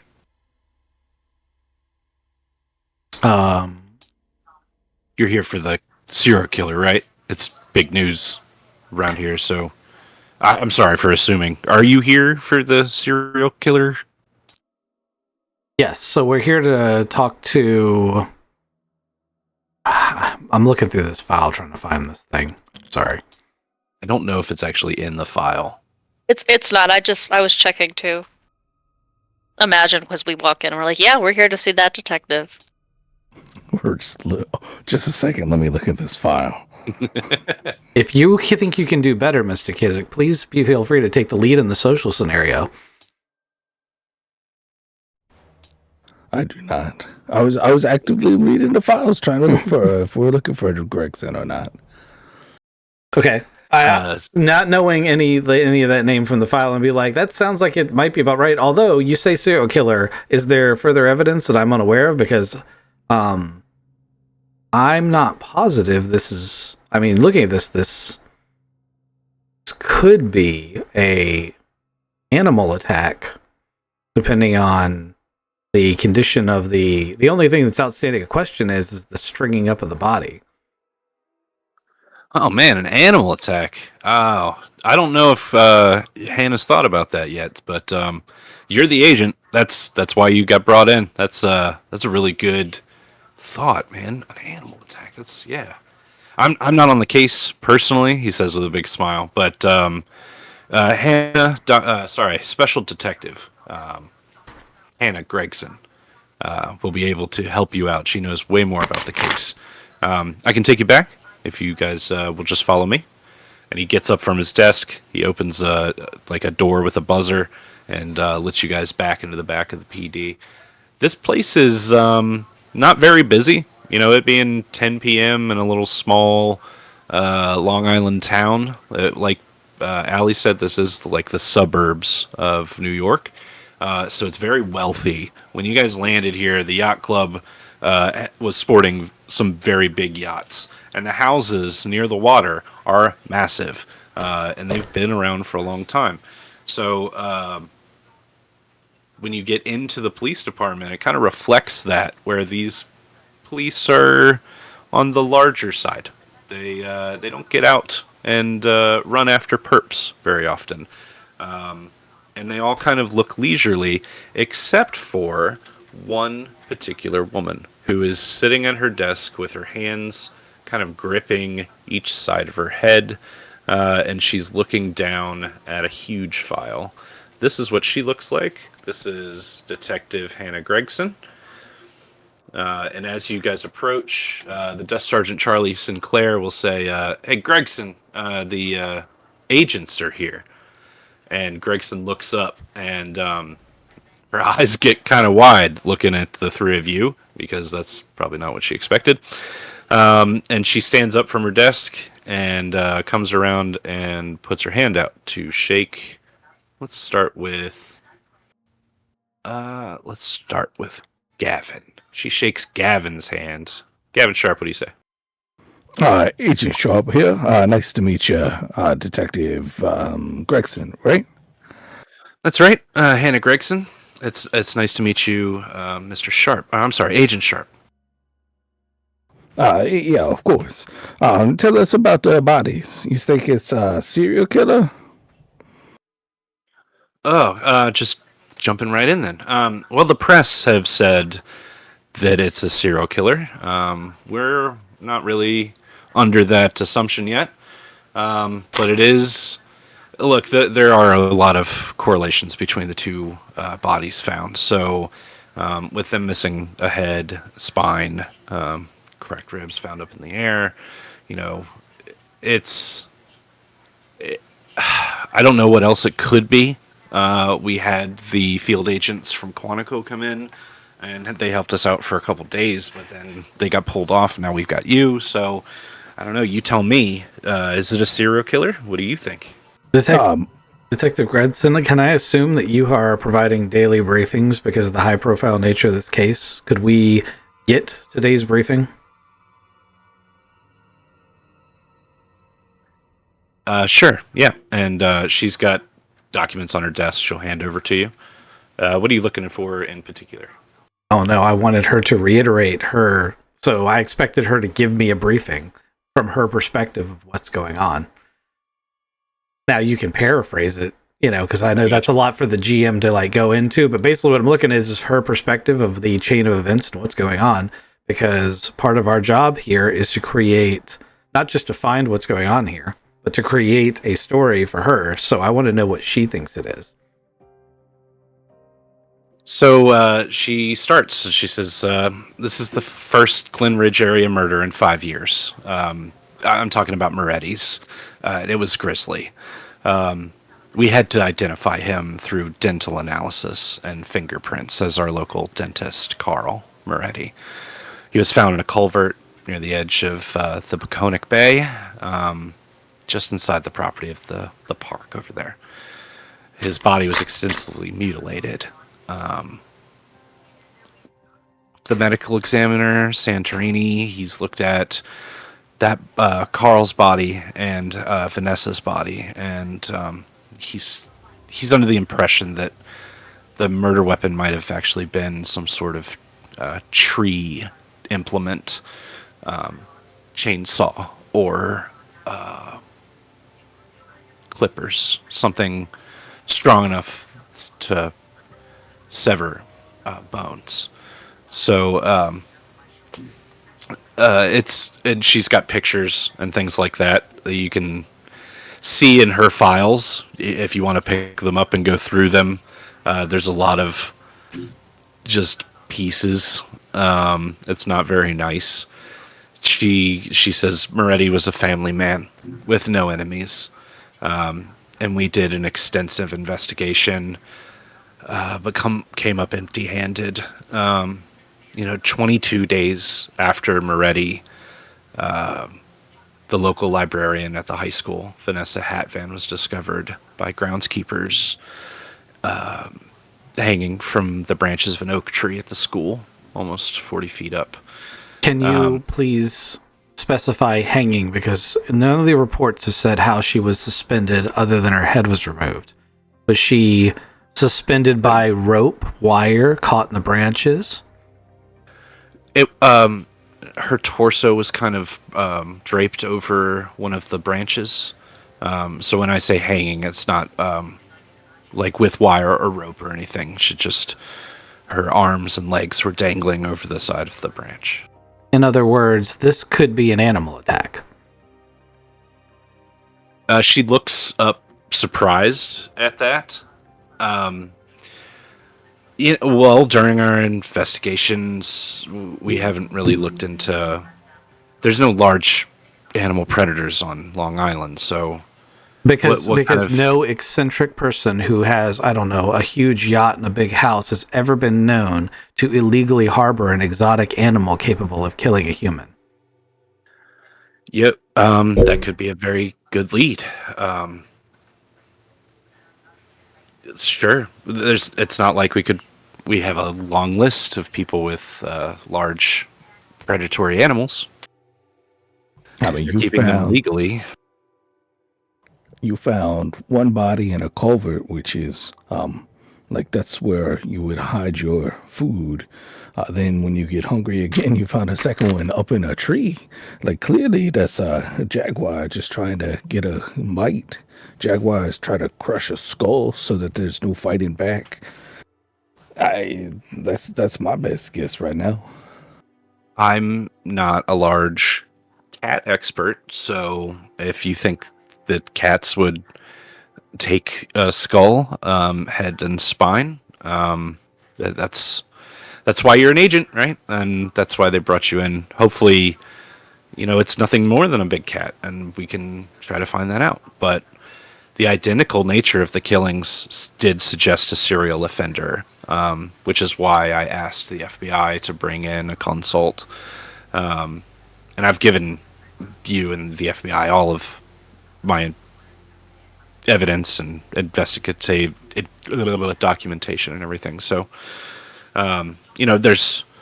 we don't have any dispute between any federal forces. Anything that you guys need, well, I'll help you out any way that I can. Our computer expert, Miss Boudreaux, will need access to all of your traffic and any other surveillance camera access that you have available. I'd like to petition to get access to the residential areas that were near the killings for any personal surveillance that anyone wants to willingly offer. I imagine the neighborhood is anxious to help. This could include, home security systems or ring cameras. Obviously, we can't subpoena all of them, but nothing's stopping us from asking citizens to freely hand it over. Yeah, I can get on that. And Agent Boudreaux, you absolutely have access to our computer systems. Thank you. I will say that the evidence that was sent to the FBI was strange. We didn't have any typical samples of the perpetrator's hair, skin, blood, saliva. There were no bite indentations that could be found on any of the victims, so I don't know if it is, like you said, a large predator. Samples of tissue from underneath the fingernails revealed that pulpy gray organic substance, which probably got contaminated because we couldn't figure anything out with that. But the medical examiner did find the huge wounds on each of the victims revealed evidence of serrated marks, like I said, reminiscent of heavy tree cutting equipment. The wounds were ragged, and that led the two other FBI agents to believe that whatever the instrument was quite dull. And yes, you're right. One of the victims' bodies was recovered 40 feet up in a tree, and that's a strange consideration, but it was clear that the body had not been dragged up the tree. There's no evidence of blood or hair on the trunk beneath, and no evidence of rigging in the trees.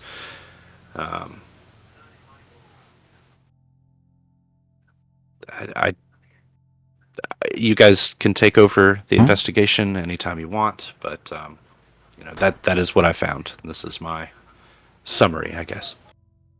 Thank you. It's a very informative briefing, Detective Gregson.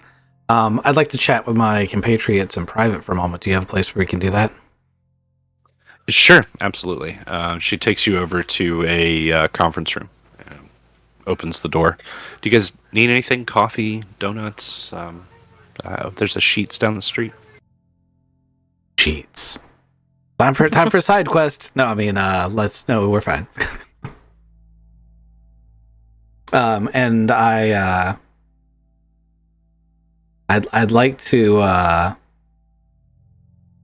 check the room as subtly as possible to make sure that there's no recording or observation equipment in this conference room. That's a spot hidden. Yeah, after she leaves, obviously I'm not going to do it right in front of her. Oh, it's an 84. I still pass. I wanted to ask, is she gone? She doesn't have to be if you want to ask her a question. I just wanted to ask her if are they still looking for her head? We have not found Vanessa's skull. No. How was she identified then? Fingerprints. Okay. Follow-up question.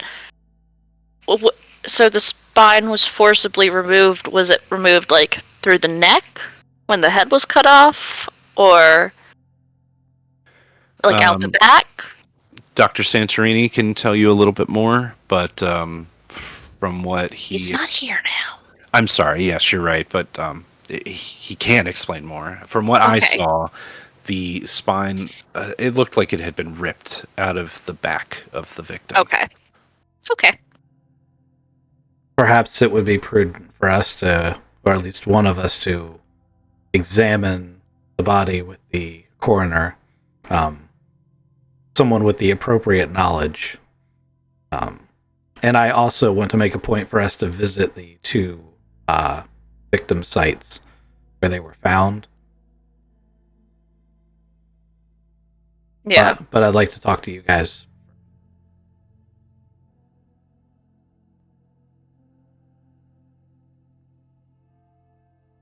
That sounds good. We just gotta wait for her to go. Yeah. You guys kind of derailed my quick sidebar there. Sorry, I had questions. Mm-hmm. Well, I got it 100%. So after she leaves, and I've checked for, listening device and be like, okay, so obviously we are going to go with unless this by some miracle turns out to be an actual serial killer, which I sort of doubt with the whole hanging in the tree thing. We're going to go with it's a wild animal attacks or cover story, right? Like that's what we're kind of hurting this into. Let's see what you're putting down. I can write it up. That makes sense to me. Okay. There's a Mike Tyson who's got a jaguar, and that jaguar got loose. Yeah, that's kind of what I'm leaning towards. The other thing is, I'm not sure if we should Scooby-Doo this and split up. I don't know how you guys feel about that. But I was thinking we could cover more ground if one of us went to do the autopsy thing, and if one of us went to do the computer scanning thing, and if one of us went to the crime scene. I am equally bad at each of these options. Actually, it's not true. I'm probably decent at the crime scene part, depending on what I'm looking at. But anyway, or we can just stay together and do all three of them in series if you guys want. What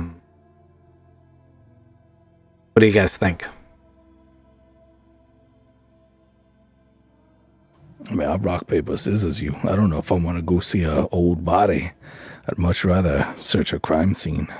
I don't have any problem looking at the body. I'm just worried I won't ask the right question because I'm not exactly a doctor. None of us are. But like I said, well, that's why I'm equally bad at all of it. I'll do any of them. Although actually the computer thing should almost certainly be Stella.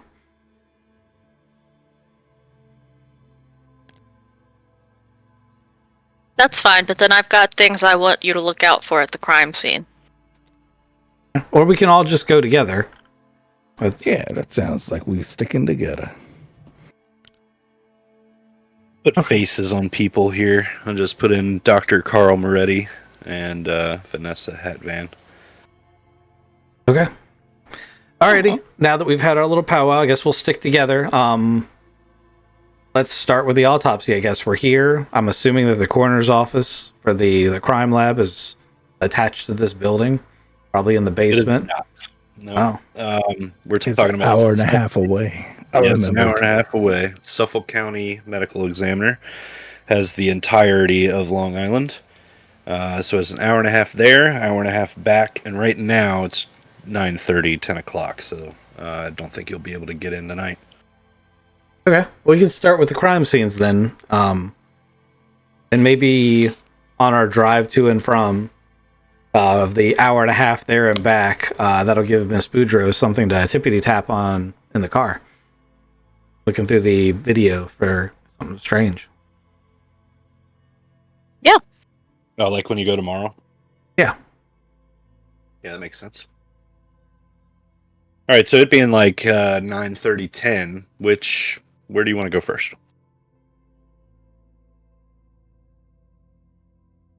Either one doesn't. I want to pick the one that was found in a culvert, not the one up in a tree. It's harder to climb a tree at 9 o'clock at night. Do we want to do we want to take the detective with us, or are we going by ourselves? Mm, It'd be good to have somebody there that, knows what happened. yeah. That being the case, we'll let her drive. She can decide which one we go to first. Which would be like, we want to go to both sites and see where she takes us. All right. Well, she'll say that the high school and where Vanessa Hatvan was found is the closest place to the PD. And as you guys are leaving the PD and getting into either her car or your car to follow her, Stella, you get a feeling that you're being watched. It fades quickly, but I need a spot hidden.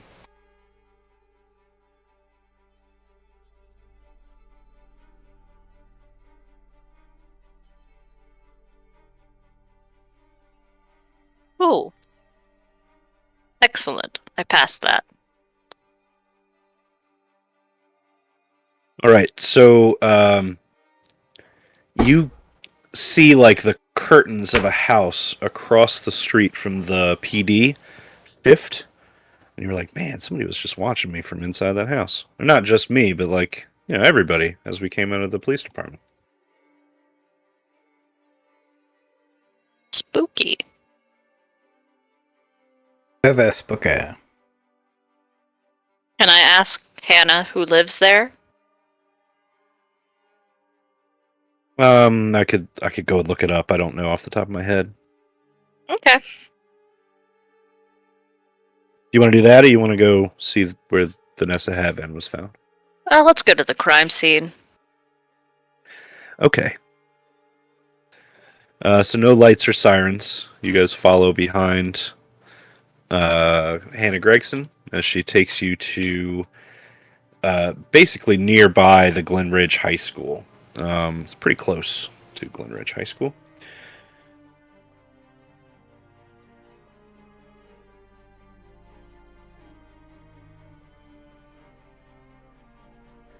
So you guys pull up, and I think I have a school for this, if I can actually get it to load. It's a big 3-story brick building, and you guys park at like probably the bus circle or some circle out front, and then you guys will have to go on foot down some sidewalk to the back of the school where there's a courtyard and a large oak tree. The oak tree is about 60 feet tall, and right now the leaves have kind of fallen off of it. It's actually a really pretty oak tree, and there's red and orange leaves all over the ground. And Detective Gregson points up to one of the upper branches, and she says, that's where Vanessa was found by a groundskeeper here at the school. All right, we'll have a look around. Thank you. Hang out for a minute, I guess. Sorry, what kind of tree did you say it was? Oak. It was an oak tree. Okay. So the branches are actually pretty high up, then, right? Oh yeah. 60 foot tall tree, and then she was found 40 feet up. So So this is like not something like a climbable tree. This is. Yeah, that was my point. Oh, sorry. Yeah, no, you're right. It's cool. Like that's the oak tree. Like the branches are pretty high up, and an old one and tall one like that. Like it's not like you just grabbed a hold of the branches and started climbing this thing. Right. You know. yeah, we didn't find any rigging. There was no, but you're right. There's no like blackened tackle to get up. Vanessa's a lovely young woman. I knew her for a long time, but she wasn't necessarily the lightest. It would have taken a lot for someone to get her that far up in the tree. I would like to start looking at the tree very closely for things like claw or puncture marks. or any type of like hair scuffs that are caught inside the tree's bark? Yeah, give me a spot hidden Sure. or forensics. How's a 3 do you? 3 does really well. It doesn't do you a great deal, but you do find places where like teenagers have carved their initials and a little heart into the tree, but you don't find any like claw marks or hair. Not in the tree bark or going up towards that oak branch. Now it could be a failing of just it being so long ago. Like it's been 15 days or something like that now. With my spot hidden, can I also look at the branch in which she fell on and see if she were to have hypothetically fallen from the sky, could she have landed on that branch in the way they found her? Yeah, you're looking at it, and that branch doesn't have any branches directly overhead. So you're right. If her body had fallen, she could have landed on that branch the way that they said, like hanging over. Yeah. I make a note in my notebook to, when we get to the autopsy, to ask if there's like trauma to the body from having been dropped from a height. As in, did they fall from the sky? Both the victim in the culvert and this victim. Well, Dr. Moretti, the second autopsy did say that he had injuries consistent with a fall from a great height. So yeah, But good note. He could have fallen out of a tree into that culvert. No. He could not have done that. I can't believe anyone would suggest that. How many other trees are around? Or is there just one big old oak tree that's 60 feet tall? Yeah, so like imagine this the high school courtyard. So there's one massive oak tree and like nothing really, even close to that size around it. Does it back up to some woods?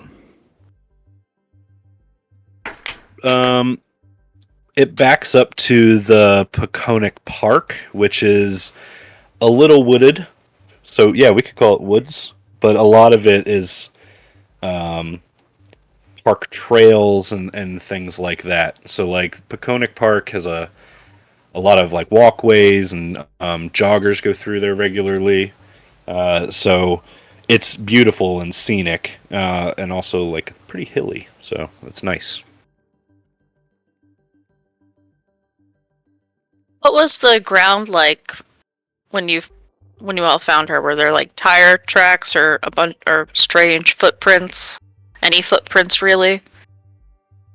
We checked all around, and I couldn't find anything. I have a second detective helping me out. His name is Jonathan Onot. He worked Vanessa's when they found her body. I'm sorry. I was really close with Vanessa, so it doesn't. If you want more details, I'd have to get Detective Onot. I can call him, but it's a little late. He might be asleep. It can wait until morning, I suspect. Yeah. But no, I don't think he didn't find any tire tracks or anything like that. It would have been in his report. I don't know that there's going to be tire tracks to find, but it's a good thought. As a matter of fact, while we're here, just to cover all our bases, I should look for tracks of any kind just to do a once over. I realize a lot of people have come and gone, but you never know. Might find something.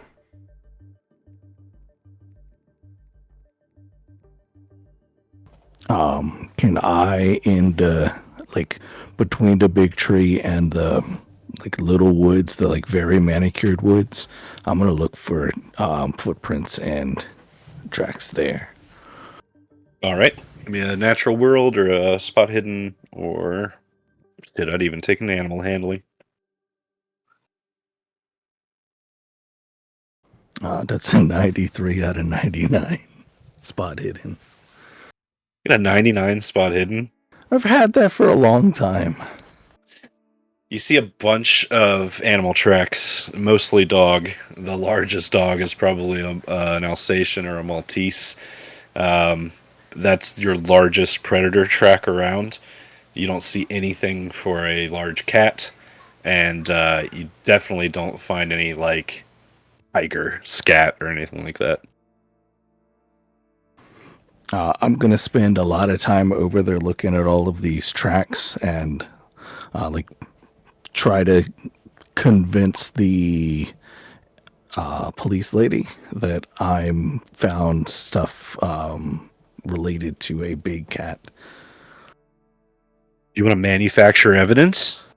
I don't know if that's what I'm trying to do, but I want her to because we're trying to make sure that she's got a story to tell. And if I am looking, maybe I'm not manufacturing evidence, but I'm just spending a lot of time being the naturalist that I am, finding footprints. Like I'm taking my hand, looking at it, and then putting my hand in a teeny tiny dog footprint going, ooh, that's a big one.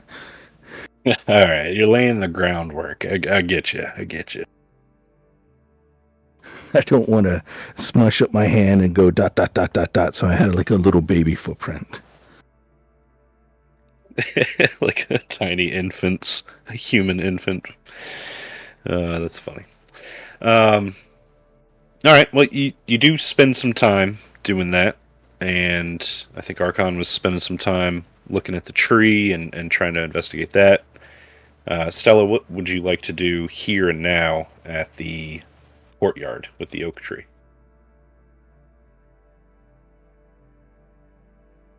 If anything. Are there any cameras for her to look at?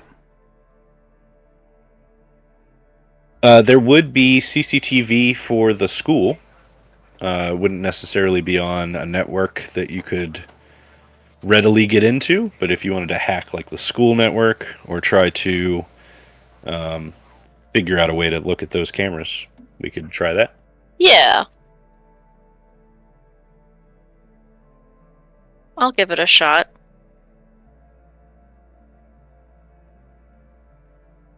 Oop,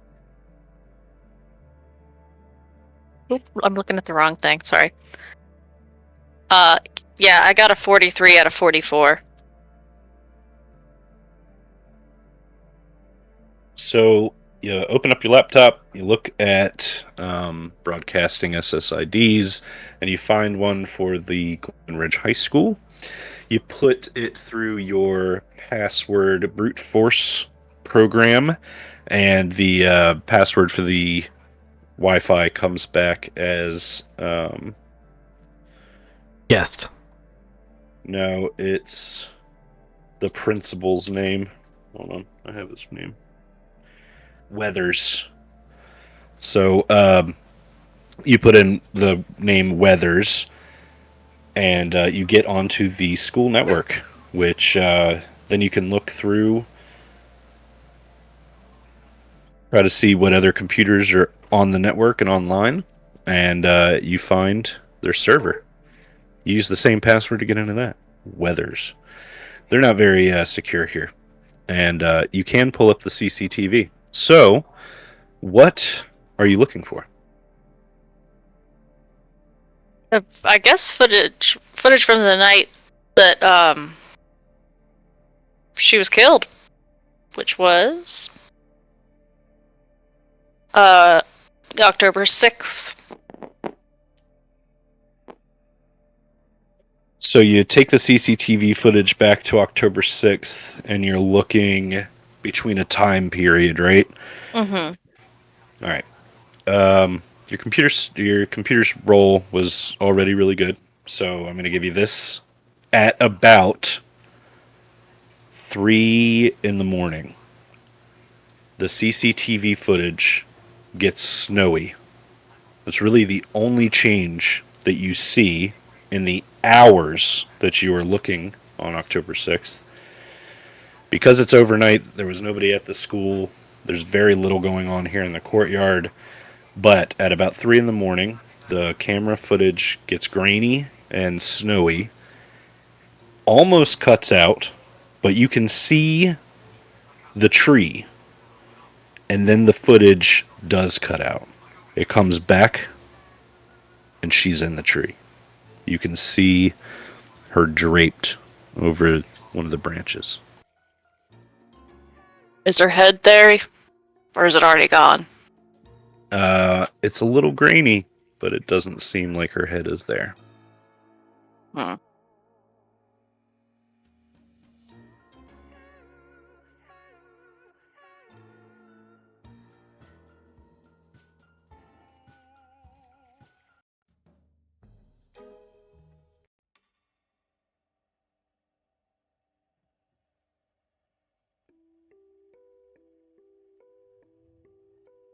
Did we lose everybody?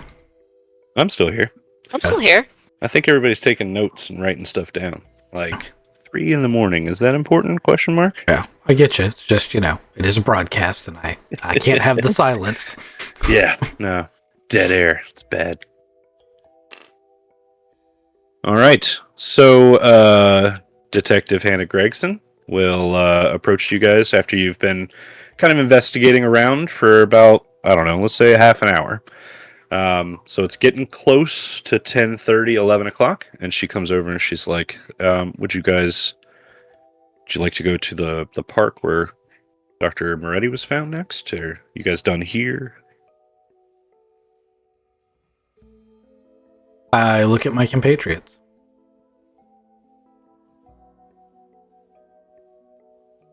I can walk. Go ahead. Yeah. I walk back from the edge of the forest, still mumbling about, oh, that was a big print. And I go, is it time to go to the next site? Yep, I can take you there. Just head back to the cars.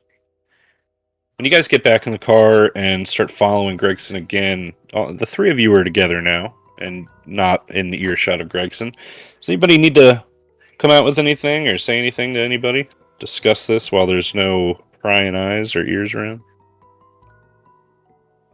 I suspect that it's possible that the victims were dropped from a high altitude, but we've already kind of established that. I can't completely explain that. Did we see what Stella saw, or does she need to share that? She would need to share that.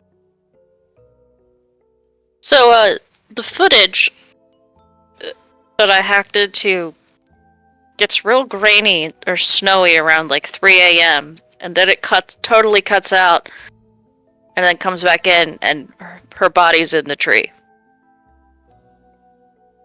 The fact that it gets snowy means there's some kind of interference of some kind. We should probably check to see if that's specific or see if it's localized or generalized, meaning we should check other electronics in the area to see if they were disturbed around the same time.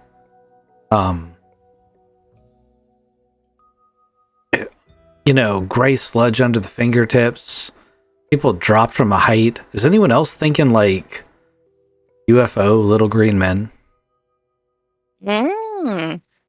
I mean, they would be gray because of the gray ooze. Sorry, but I don't think my net gun's gonna be very helpful. Very helpful, Gavin. Thank you. Anyway, it's just a thought. I don't have a ton of evidence to back that up, but man, it could be. Let's see if the evidence matches up at the next site. Maybe it's maybe something in the next site completely blows that theory away. I do want to go back to the high school and check to see if anything else was in there. Like, I want to see if clocks went offline during that time period, or if cameras in completely different locations went fuzzy as well, to see if it's something that happened everywhere, or if it's only the camera that was looking at the specific spot. Because if it's just the camera that was pointed at that specific spot, that's intentional interference. Could be something much more malicious or specific, much more intelligent. in that case, or not. Like I said, I'm spitballing theories here. Would we have to go back to the high school for me to hack into those other cameras, or could I just do it from anywhere now? That's tricky because I would assume that network would be kind of isolated. You would have to come up with a way to get back into that network.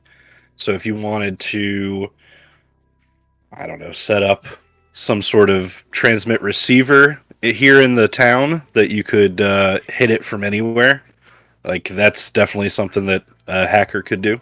I would like to point out, and the GM should know this, that any place that is loose enough with their security to have the name of the principal be the password for all of their stuff is not going to have separated out their Wi-Fi for their security cameras. In fact, they're going to be on the same Wi-Fi for everything, including the internet, which would make it super easy to access, especially if you had the password. I can see that too. But so, yeah. I, you know, if the GM needs it for some reason, I'm not going to completely contradict you. I'm just going to say, like, you know, it's possible. Yeah, I'm definitely saying it's possible. I just narratively, you know, how do you want to get it done?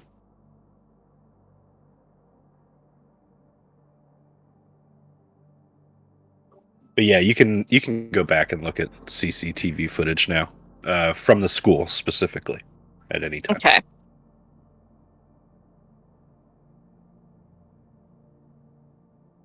Then I would like to do that while we're on our way. Just checking out other cameras around the same time, 3 a.m. I want to see if they have the same glitch.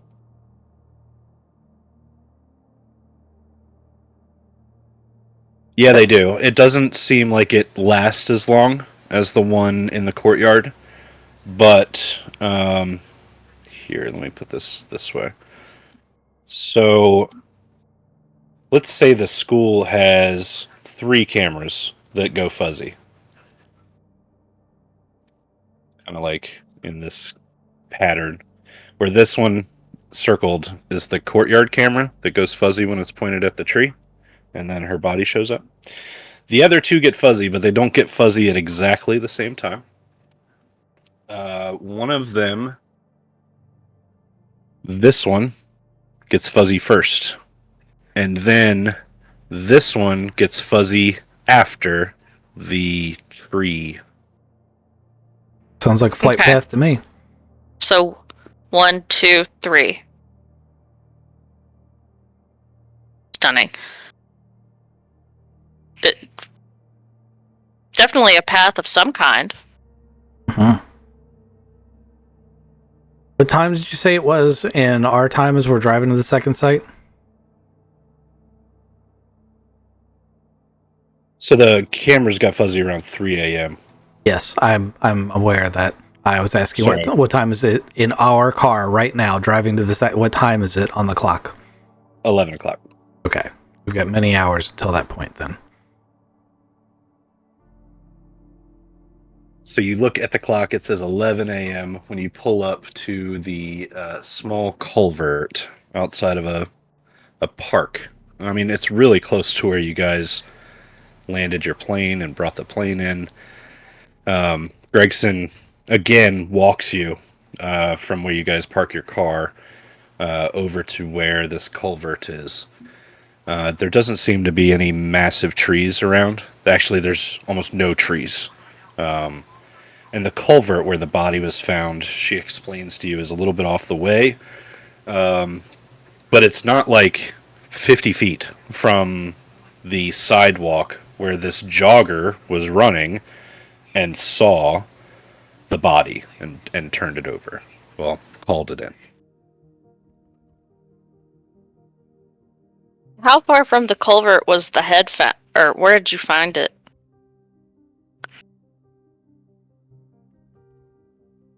Well, that's his head. Let's see. Hold on. I want to get this right. I'm getting the details. Take your time. So the head was missing its lower jaw, and it was found about 30 yards from the body. Okay. In a northeastern direction.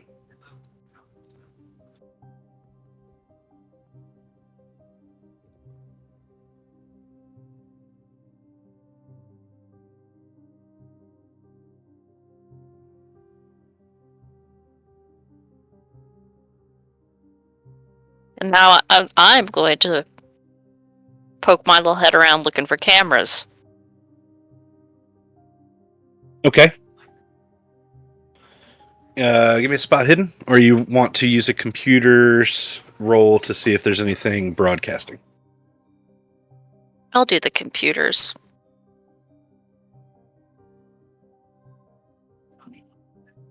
28 out of 44. Yeah, that looks like a pass to me. I'm not going to lead you on, though. There are some cameras at the yacht club, but they would be too far away to really see anything. None of them look like insane high dollar security cameras. They actually seem like they're worse than the ones at the school, but none of them really pointing in that direction. But if you want to check them to see if they have any buzz or blur, you can do that. I would like to do that. On the night of... Hold on, I have this. September 14th. Sorry, September 15th at 3 a.m., because it was actually the 15th.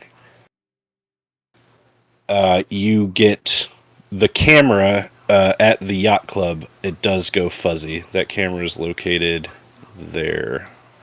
Okay.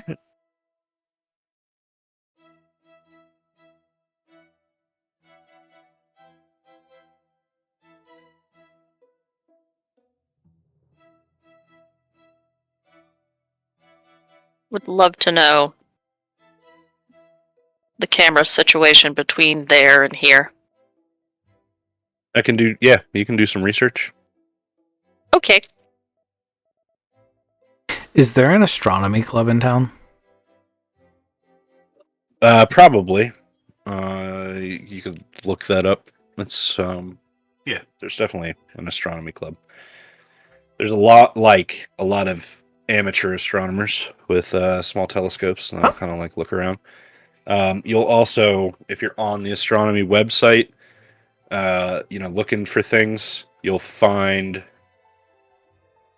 that the astronomers here are most recently talking about flyovers from the Northrop Grumman building, which is just west of Glenridge. They've got a facility out here on Long Island where they do aeronautics research. That's a good little tidbit. I tag that as a location I need to potentially look into. Northrop Grumman facility.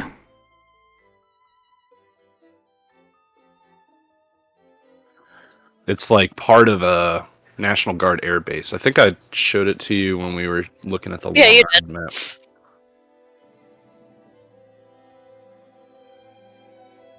map. Gavin's gonna go into the culvert. Is this like a big thing that can go deeper into?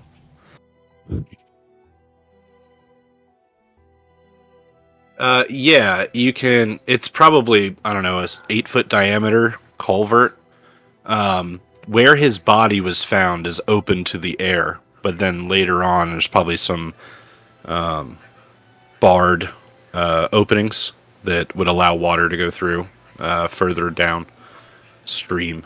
But yeah, where he landed, mostly concrete. There's a little bit of marshiness to it up beyond the apron of the concrete culvert.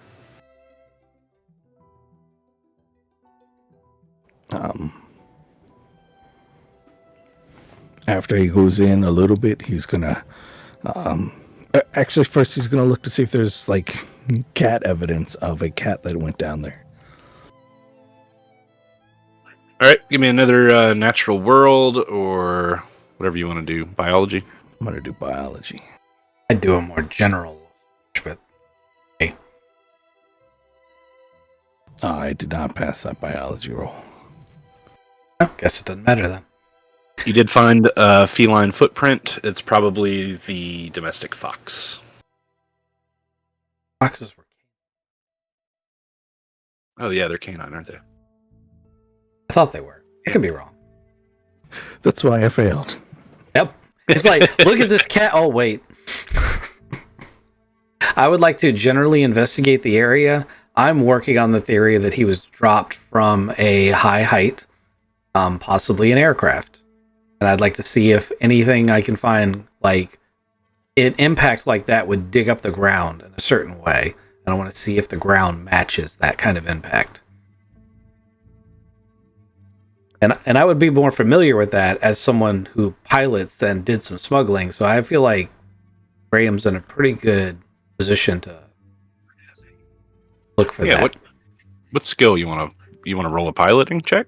I'd be willing to roll either aircraft or spot hidden. I think would be very good for this. Either one. Give me a roll. Oh, well, I fucked that really hard with a 92. So this is going to be one of those things where maybe it's there and I should have known, but I have a brain fart. I'm in my own way. Oh, wait, stop. I need to spend more luck. I'd like to reduce that to a pass. Let's see, which of those is my higher score? I have for an aircraft and an 85 in spot hidden, so to make that a pass, I would need to reduce by 7 points. Okay? Burning that luck. Yep, I need to do it anyway, so let's do it. Alright, I made that a pass. Burning down the luck. Alright, so with a pass, and that was your spot hidden. Yep. You will find that there is a little bit of an impact. I don't want to say a crater, but there is a depression where the body hit the ground at about terminal velocity. The body hit the floor? I mean, sorry. 1. Nothing wrong with me. I can't count to 4. I can't count too far! Good times. And I just love how, I didn't even have to say anything else. Yes, you do see a depression. So there's like dirt dug up where he hit the ground and slid from a high impact. So it does match what I expect to see from him being dropped from, say, an airplane. Yeah, and with a little bit of real world, this has been a while, right? So between his body being discovered and now has been more than 30 days. So the depression and the slide and everything that we're talking about has been regrown a little bit, but your spot hidden is good enough that you would have seen that. And yes, all of this matches with your thoughts. Yeah.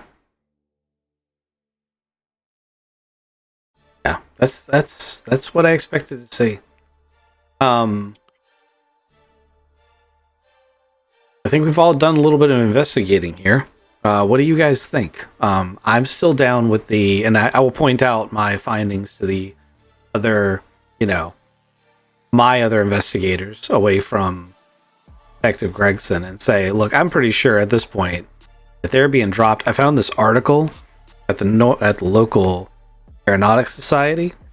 It's talking about this Northrop Grumman facility doing strange flybys, and if it's interfering with the local Aeronautical Society, like, that's possibly relevant. What do you guys think? Could you say that one more time? Okay. So, the impact here implies that the body was dropped from a plane or other aircraft. The position of the other victim implies they were dropped from a plane or aircraft. I have a news article here, or internet article here from the local Astronomical Society, saying that they've been spotting aircraft flying in and out of the Northrop Grumman facility. And if the Aeronautical Society is taking notice of it, that means they're flying over enough to interfere with them looking at the stars. Like, it's not like they're watching for planes. Or Astronautical Society, sorry. So this whole thing implies to me that somehow these victims are ending up in an aircraft and being dropped.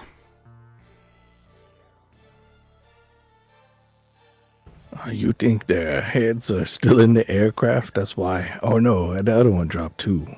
But you think they getting their spines and skull ripped off in the aircraft and falling headless?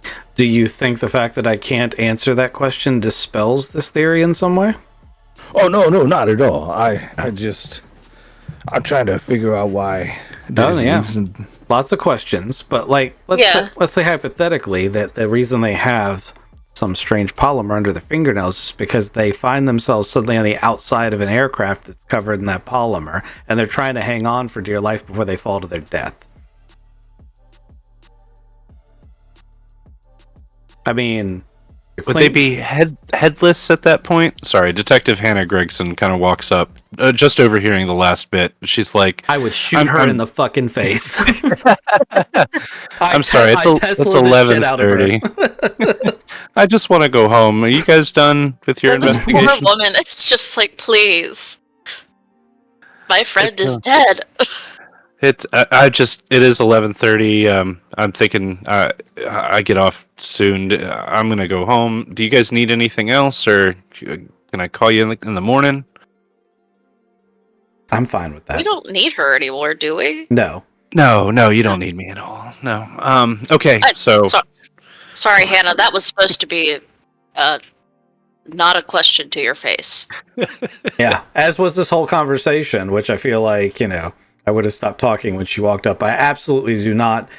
I'm going to be for real here. If she actually heard us talking and she actually absorbed information that I really need her not to happen, I'm probably going to have to Tesla her and lock. Like, you guys are just going to have to accept the fact that I am not in a position where we can have anybody in this town know what we're actually looking into. So GM plays it however he wants, but if she really rolled up and you're saying I didn't see that happen, this bitch is getting tased. She would roll up, and she's groggy. It is 11:30. She's not going to be grumpy about it, but she's going to say, look, I've been on this case for a long time. It's going to take more than 30 minutes of looking at a crime scene to try to figure things out.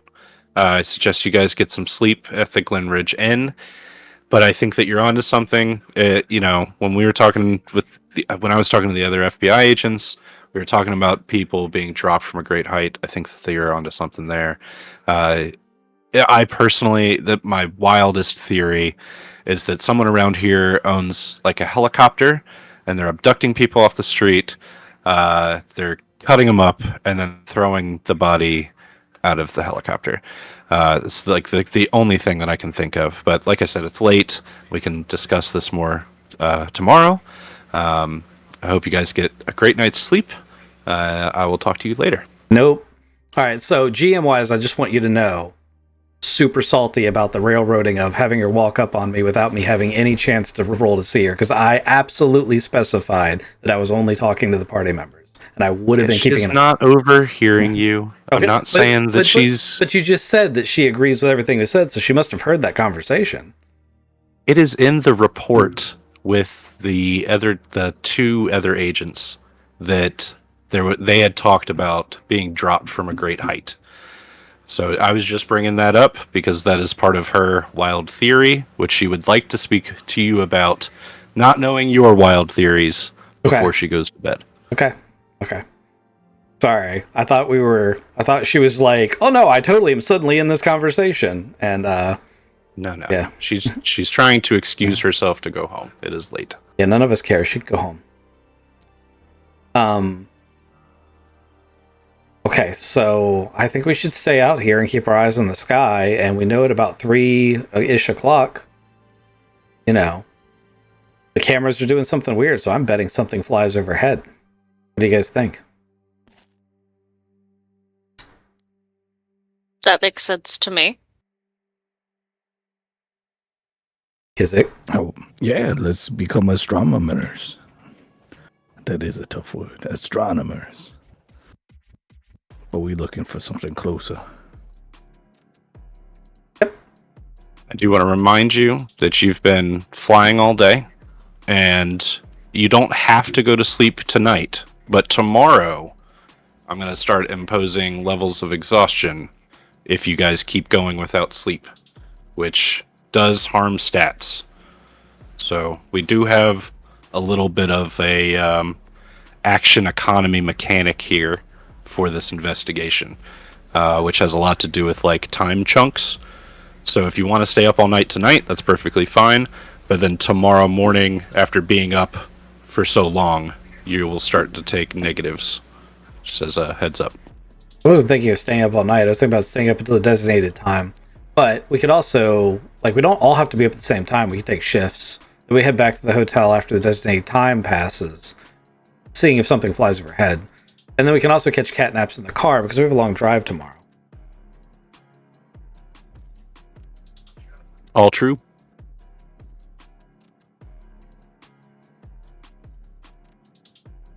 So let's go check in the hotel, the Glenridge Edge. That's a tough one to say too. And we'll figure out who's staying up for. I guess we just got to stay up until 3. Maybe I'll take a quick nap. That's 2 hours of sleep. Oh man, that's enough. I was kind of thinking stay in the car. We can call into the hotel and say we're going to be there around 3 or 4, I guess. That works too. Yeah. All right, so the plan is to call the Glenridge Inn and put in Yeah, just let them know that we'll be checking in late night, so they know to have someone at the desk ready for us. reservation set. Okay. She will say, like, oh, that's quite unusual to come in so early, but we do have rooms available. It's not a problem. And we'll set you up. What names would you like to put on the rooms? Whatever names are on our FBI ID tags. Which I think are your personal names. I do think so too. All right, so I've got a Sharp, an Eckert, and a Boudreaux. That's fantastic. I'll see you at bright and early, 3 a.m. I'm the one on the desk, so I'll be here. And then you guys are camped out, right? Maybe the car? maybe the car has a sunroof and we just got it open and we're just looking up at, like, we got the seats leaned back. And we're just like, yeah, look up at the sky. Some of us should take naps. Who wants first shift? I'll take the first shift. And then we get some sleep while Gavin takes the first shift. Okie doke. Where is the car? I mean, I'm down for either putting it at either of the sites. I kind of like the idea because there were no trees of having it here because that gives you a more wide open spot. But it might be easier to park it in the park. Guys.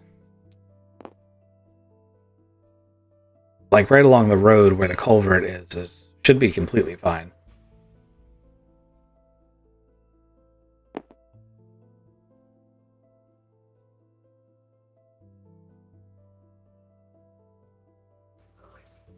All right. So we'll take this at a little bit of increments. Midnight rolls around. Who's watching and who's sleeping? Second shift? Midnight. I'll take the second shift. So the one after Gavin. 11 to 12, 12 to 1, 1 to 2. But we still need a 3. What that are we Maybe all? the plan is that everybody's awake at 3. Yeah. I see. Yeah, and then at 4 we all we'll go to sleep at the hotel. All right. Do you need a roll from me? No, I kind of wanted to know if the other two are asleep and you're awake for an hour and a half by yourself. Do you go over any of the case files, look at photos? Are you diving into this at all? I'd keep my eyes on the sky. I'd even get out, like if we have binoculars or stuff like that. I'd even be using those to look up there because there's no guarantee that it's happening exactly at 3. That's just our best guess. I'd be actually keeping a lookout on the sky during that time period. Alrighty.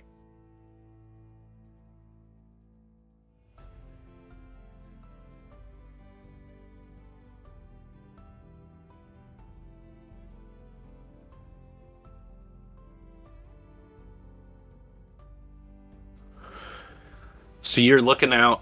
It's a pretty quiet night. Um, you've got maybe some binoculars up, and you're watching the sky as you've been a pilot for most of your life. You've been around planes forever. And what you see flying over you is most certainly a prototype of one sort or another. It's way too quiet. It's way too nimble. It is most certainly a plane. It could be a VTOL of some sort, but you've never heard of one so quiet. But it is most definitely agile. And you're watching it as it flies over Glenridge at a high rate of speed, stop, change direction, and then go back towards the base that I had mentioned earlier to your west. You see this happen, and you're like, well, shit, that's most definitely the Northrop Grumman research shit, right? They're flying at night. So you're putting all of this together. You definitely saw that happen. Did I get a good enough view of it? First off, I wake up the other two. Did I get a good enough view of it to determine where it turned around, like where it changed course and went back? What would be directly underneath that? Like, can I drive to that location to see if it dropped, say, a human body? It didn't look like it was doing those kind of maneuvers, but it would have come in. Here, let me draw this in blue because I'm gonna have to erase it here soon. It would have come in like this, and then changed direction real fast, and then gone like that. That's kind of its flight path. Okay. So you can definitely leave and go and check things out, like this place, or way over here. Okay. So you wake them up, and you explain what's going on, and you guys get in the car, and it's about 12, 20, somewhere around in there when you get here, which is a like suburban street in the Hamptons. All the houses are really nice. And you guys get here, and you park the car, and you get out and you start searching, right? Yep, let's have a quick look around.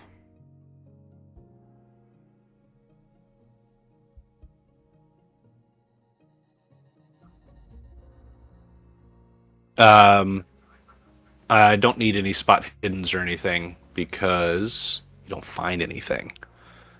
There's no body here. So you go up and try to find its other turn area in the town of Morris, and you don't find a body there either. Okay.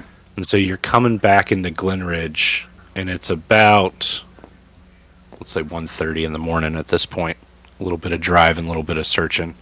Stupid early. Where do you want to go now? What do you guys think? I mean, we've seen the evidence I was looking for that this exists. You guys want to get the, call it a night, and then we can check in with Agent Carson and let him know we're going to need access to that facility because that's almost certainly where the issue's coming from, and see if he can help us get through it the proper way. You guys want to try something sneaky? I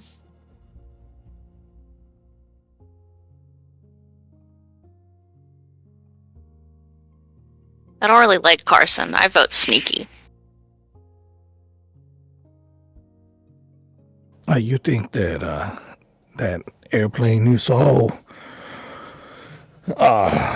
could alter with the computers and the videos? So, obviously, there's a lot of missing components here. And you are never going to have all the different variables of the math equation you want to solve. But all the evidence points to something very funny happening with a very advanced aircraft there that happens to be happening at the exact same time in roughly the same locations as our bodies are showing up. So do I think this is a lead worth investigating? Yes, absolutely. Do I think this is guaranteed to 100% be absolutely it and answer all your questions? No. No, I don't have that guarantee for you. And it's never going to be that way. If we don't follow this lead, we don't get more information. Well, that's not necessarily true. We could choose to ignore this for now and go and, look at the autopsy reports at the coroner's office, which is absolutely an option if that's what you guys want to do. Or you want to stay up until 3 and see if anything else comes out? We could do that if you wanted to, but right now, I've seen an aircraft that maneuvers in ways that an aircraft should not be able to maneuver around places where bodies have been dropped from a high altitude onto the ground, using technology that should not be readily available to mankind. I mean, you tell me how that's a coincidence. I think we've already seen the evidence we need, but we could wait until 3 and see if they make another flight. No, that sounds good too. Let's go. I'm tired. Let's get some sleep. Oh, man.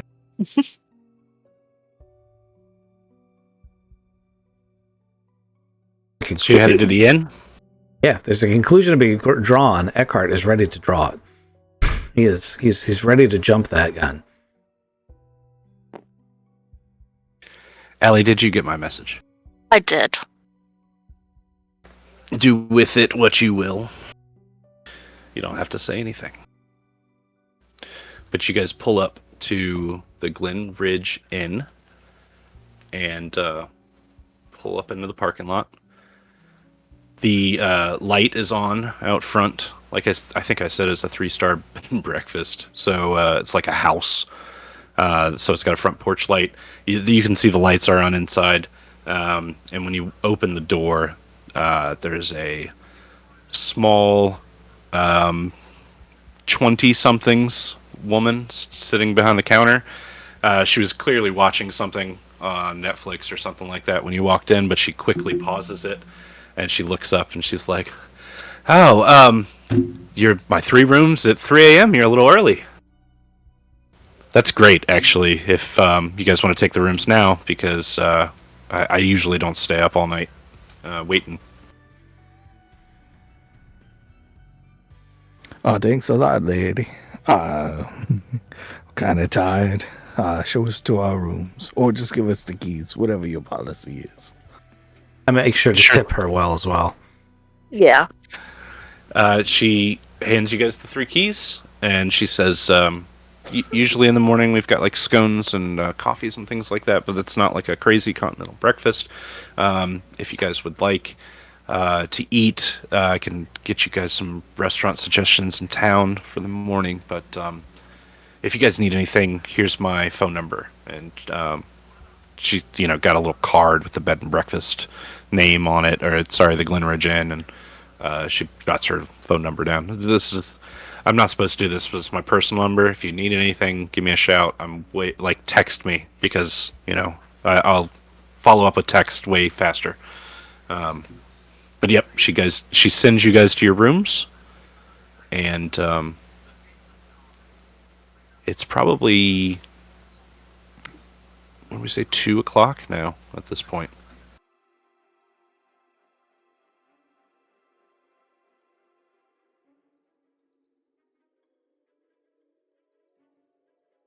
You guys cuddle up in your beds?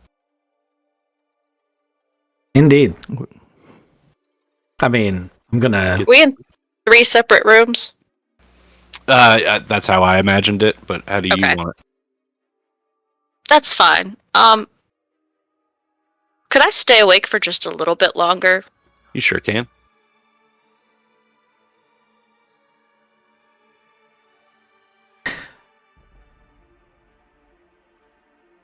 You said it's like 2 a.m.? Yeah, let's say it's about 2 a.m. I'm just gonna keep an eye on the sky for about another hour or so, just in case. Does anybody else want to do that? Just kind of stay up, or you guys are hitting the sack? So Gavin's asleep instantly. He's tired. Eckhart was awake anyway because for just a little bit because he's rigged his Tesla to a string to like basically a door rigged shotgun thing. But on the stun setting, pointed at the door, in case someone bursts through the door uninvited, get a face full of Tesla. And since he's already up, he'll have a gander out the window to see if he sees anything.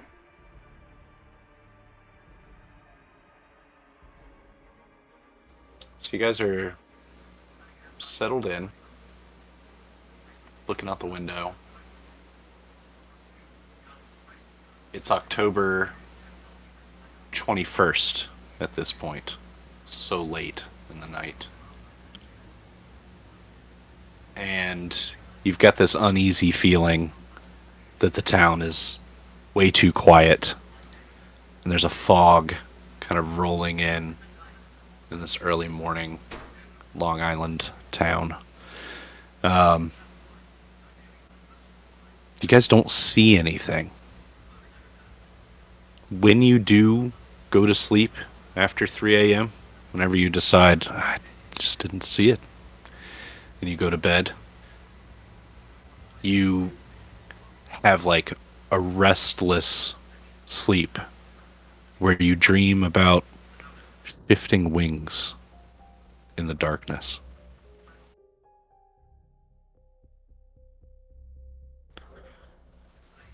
And can we take like a 5-minute break? Sure. And we'll start back up in the morning on Monday the 21st. Well, that's going to take longer than 5 minutes. Yeah, it's definitely not the 21st. And what I'm going to do is actually switch to my phone real quick. But please, take a break. If you need a break, I'm going to take a quick 5 minutes. God, I can't find my phone.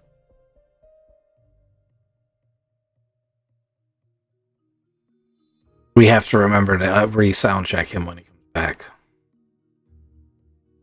Okay.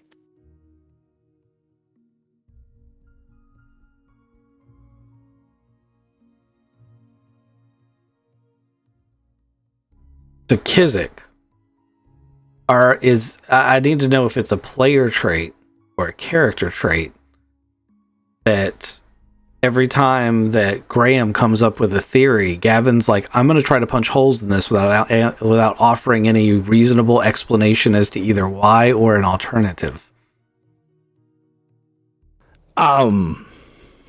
It's a Kizik thing where he's trying to binarily know things are right and wrong. Because, and I realize this is an old military adage, it may not necessarily work as Kizik as an individual.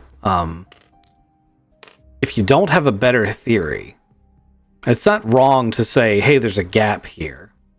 But it is wrong to like just poke holes in things for the sake of poking holes in things. So like some of the questions that like Gavin was asking is a difference that makes no difference. We had that conversation earlier.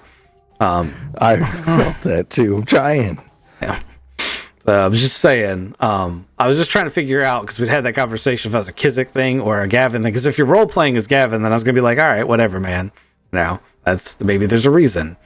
Gavin and Graham just like to poke holes in each other's theories.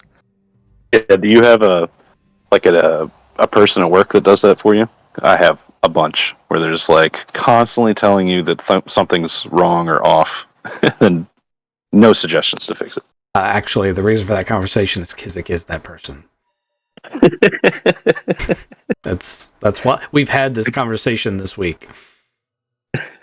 I can get it. Like, it's kind of difficult too when we're doing this improv thing. You know, we're supposed to be kind of doing this like yes and situation with improv, but there's a lot of like exposition that kind of needs to happen too. So it's fun for me when you ask questions and you're going straight against what everybody else has said.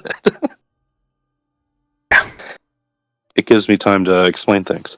Well, I just needed to know if it was something Gavin was doing as a character, if it was a subconscious thing with Kizik, which just turns out to be the latter, which, that's fine. Right. I just needed to know because how I react to it will be dramatically different, Because if it's a character, then there's a reason. There is a role play reason if it's the character. Gavin just wanted to catch himself a big old Jaguar.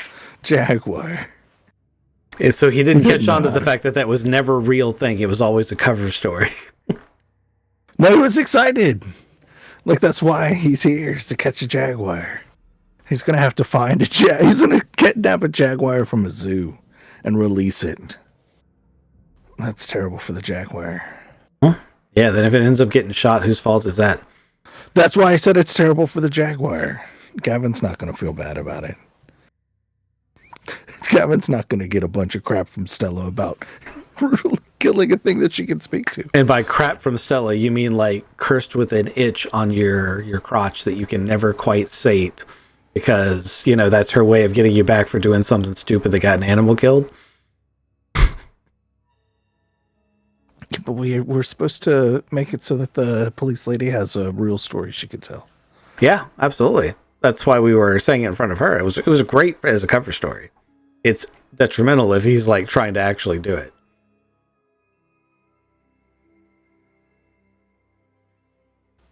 All right. So we're ready for the morning. Indeed. Nobody burst into his room at night, so Eckhart's going to feel pretty good. He's definitely going to get a hot shower. We've got a long drive ahead.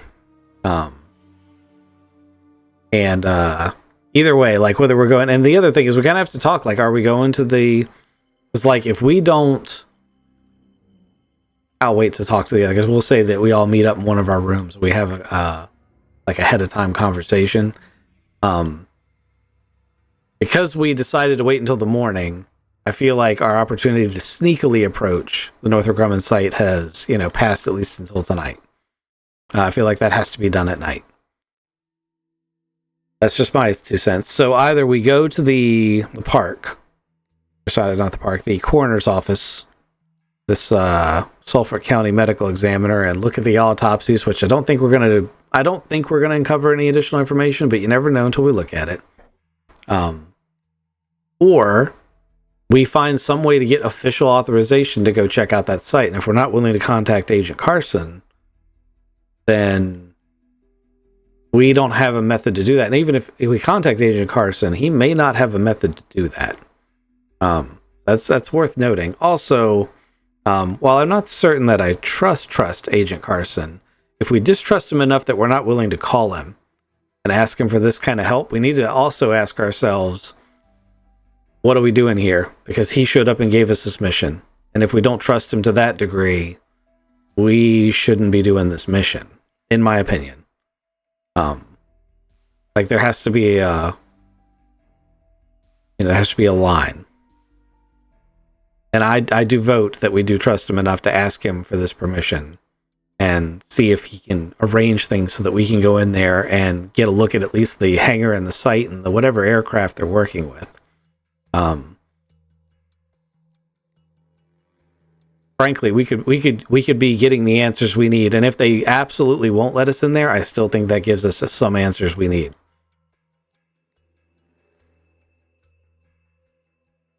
I gotta show you guys something. Okay. So when we were leaving the police station yesterday, I got the strangest feeling like I was being watched. And, in the middle of the night, I got a message from Marge. It was a link to this website, phenomenex.com. The motto is, "We dig deep so you don't have to." It's the weirdest thing. It says more Men in Black in Glenridge, and there's a video of us leaving the police station last night.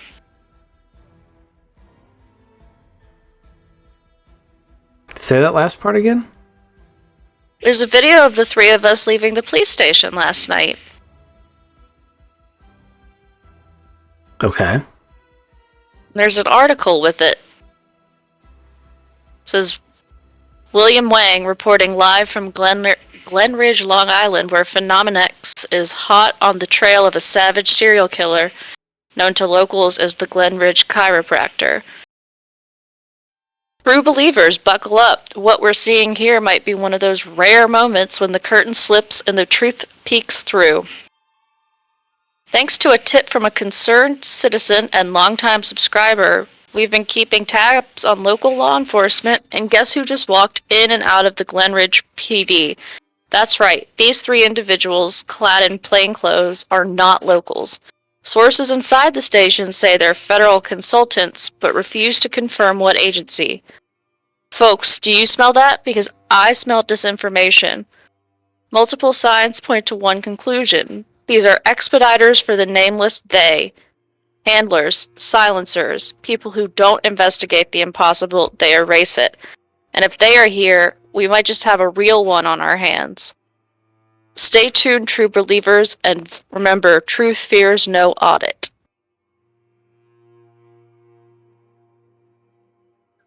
It's signed off William Wang, Senior Field Correspondent for PhenomenX.com.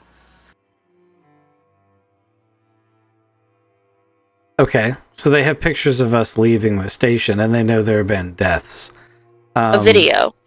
Yeah, I mean, it's a video of us leaving the station. Like, they could have just sat in a car and recorded that. We were in public domain, so it's not really a big thing. And like, while it is interesting that there's obviously someone who's going to try to follow us around town, and we should definitely keep an eye open for this person, they know even less than we do. But you're not, like, the least bit curious, what the hell is the nameless they? No, we work for a vault that houses supernatural artifacts, and we get orders from all sorts of people, or I shouldn't say orders, we should get cases from all sorts of people that are at various levels of government that just need shit like this solved. The idea of some higher organization facilitating all of this is almost a given. But so far, I've seen all of our actions being a force for good, and therefore not necessarily worth needing to fear just because we don't understand. That's my personal take on it. I look at Silas and the warehouse and everything that we have done, and I say these are all good things. We've been a force for good. People who have bought us cases, we have protected, individuals and communities. And yeah, I mean, a guy like this, they would rage against a unknown organization for the sake of the fact that it's unknown and that offends their sensibilities. But that doesn't make them right.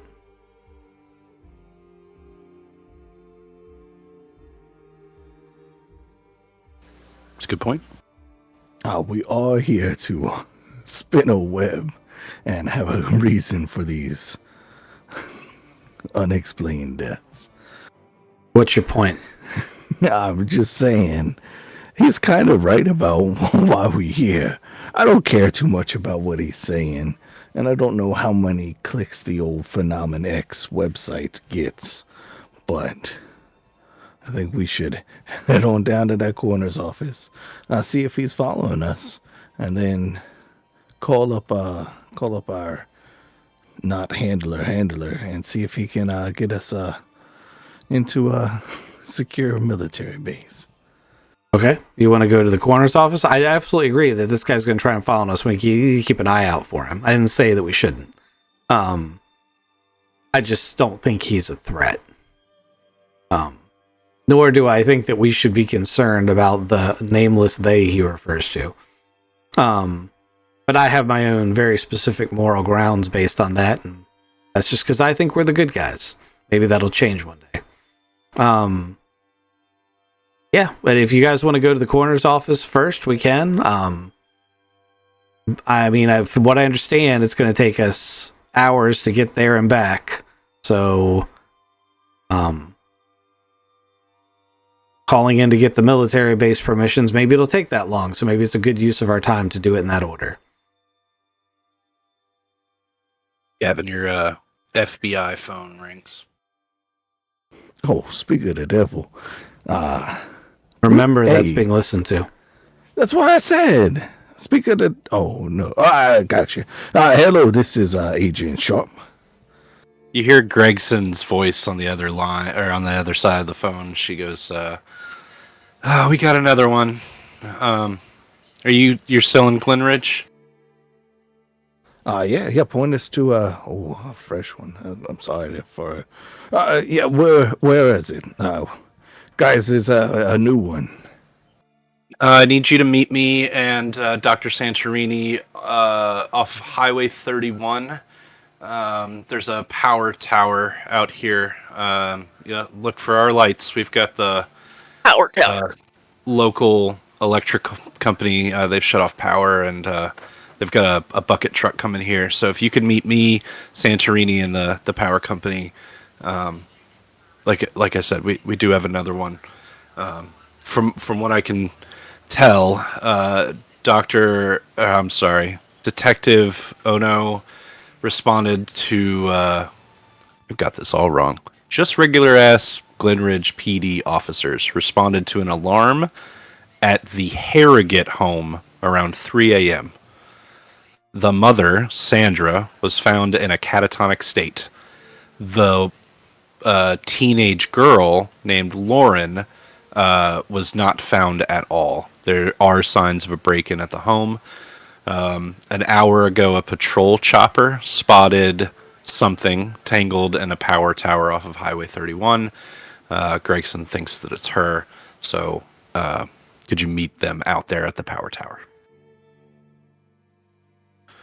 Get there fast. I need your eyes on this. We'll be right there. You got a place to go? All of that. Yeah, we're going to a power tower. Sounds like you're got driving. the lights and sirens are on. Hop in. Also, the coroner might be coming to us. That's what I was thinking too. Well, that's convenient, isn't it? Not for the lady tangled up in the power lines. Well, I mean, I can't think of everybody. Facts. You guys gonna take a look for that guy following us? Sure will. I'm gonna go a little rogue, and while we're driving over there, I'm gonna check out what this Phenomenex website is all about. Ooh. All right. This So is you're going not... to check out. Go ahead. Sorry. So, yeah, sorry. Just off of State Highway 31, as you guys roll up, I think Gavin's driving. The fog is really thick here in the mornings, so you'll see the reflective lights of red and blue, like before you even see the tower creeping out of the fog. Just below the tower, there's a white cherry picker truck owned by the local electrical company. I think it's Con Ed up here in New York, but I'm not 100% sure. So they've got a truck there, and then Detective Gregson is already outside. But as you guys come here, the Phenomenex website that Stella pulls up is a conspiracy theory forum with a bunch of like little sub forums. It's a lot like Reddit, but not as popular or public. It does seem like you have to log in before you can access any of the what are they called? Forums? The pages, the forum, Oh, okay. message boards. That's what it is. So you have to actually have a username to even read the message boards. But you get yourself logged in. It's pretty easy.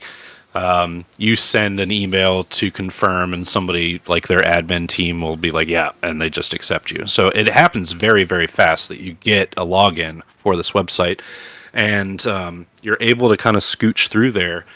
And there's about 10 years worth of conspiracies and other things talked about on this message board. And then specifically, you can jump into like Glenridge, and Phenomenex has 2 reporters here on site. They are seemingly college students from New York City that have come up here. One of them is named William Wang. The other one's name is Georgia Thorpe. And they're reporting here in Glenridge. So they have covered the first 2 victims and a little bit backstory on both of them. But then mainly the message boards have taken off with all of these wild theories about the Glenridge chiropractor, the supposed serial killer, and all of this.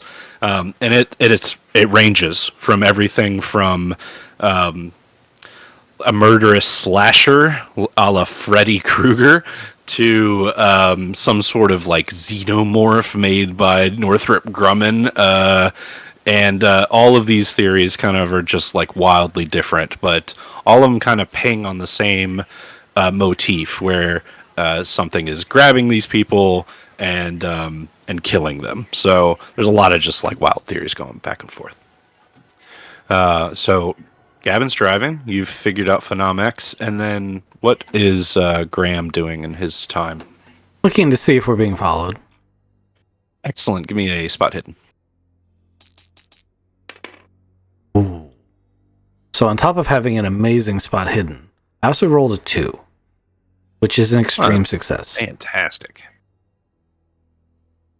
So with your extreme success, you'll see a unmarked, like, you know what? I'll take it back. It is unmarked. It is an Enterprise rental van. So it is a white panel van with a green Enterprise logo on the side. It is parked on one of the side streets, and as you guys drive by it, its lights turn on and it pulls out behind you guys. And it's staying about 6 car lengths back as you guys are on State Highway 31. But then you, Gavin, will see that the lights and everything are flashing for the police cruisers, and you'll pull over like a good FBI agent, and that Enterprise van will kind of just slowly keep on rolling by as you guys park. You keep eyes on it enough, it actually leaves the area.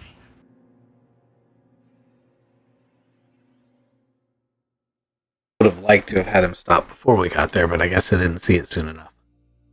Oh, you can have him stop.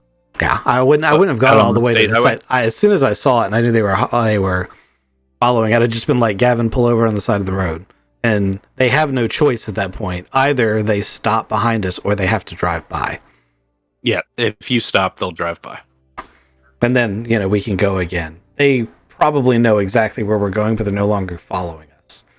That's true. So then you pull over, and that van is long gone. But you pull up, and like I said, there's a bucket truck there. There's a small red sedan, probably like a Ford Thunderbird or something like that from the late 2000s. And then Detective Gregson's patrol car. And as you guys get out of the car, like I said, the fog is really thick. It smells like salt water. And the massive power tower sticking out is one of those large high transmission towers that's about 100 feet tall.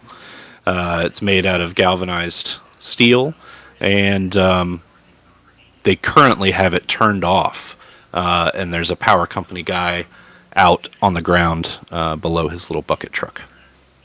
So you guys walk up, and Gregson's there, and she's like, good morning, agents. Sorry to wake you up and have you start so early. I'm sure you guys had a lot of important tasks and things to do today, but we did confirm that's definitely Lauren. We'll have to go up and get her, but we're almost 100% sure. Where's the tower itself? So it's just off of the state highway. I don't think I've got a model. Specifically, I just wanted... It's not in the flight path of what we saw last night. It's just south of the flight path of what you saw. By how much? 2 blocks, so... so, probably, like... a quarter mile? No, not even a quarter mile. If the wind was blowing hard enough, that could still... I mean, that'd be a stretch, though. That'd be the edge of, I think, how far it could have gone. Maybe the whoosh from the aircraft I'm only pushed getting it out. every other syllable from you right now. Is that better? Yes, ma'am. Saying maybe the downdraft from the aircraft pushed her. Oh, could be. We don't know how it operates. We don't know how it works. So, yeah. You mean from that highly scientific sentence I just said? You think I don't know how it works? You know, that was what I deduced, yes. I still don't I don't know if it's a helicopter or a plane or what it's supposed to look like, so... Well, the way I would have described it would have been like, it maneuvers in ways that aircraft shouldn't, so that's a super scientific explanation. But my impression is that it's able to hover, accelerate, and switch directions faster than any of those things you just listed.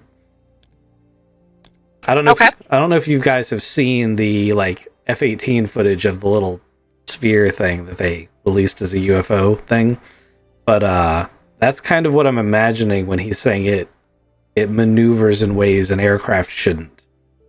Hold on. Oh, have you not seen that footage?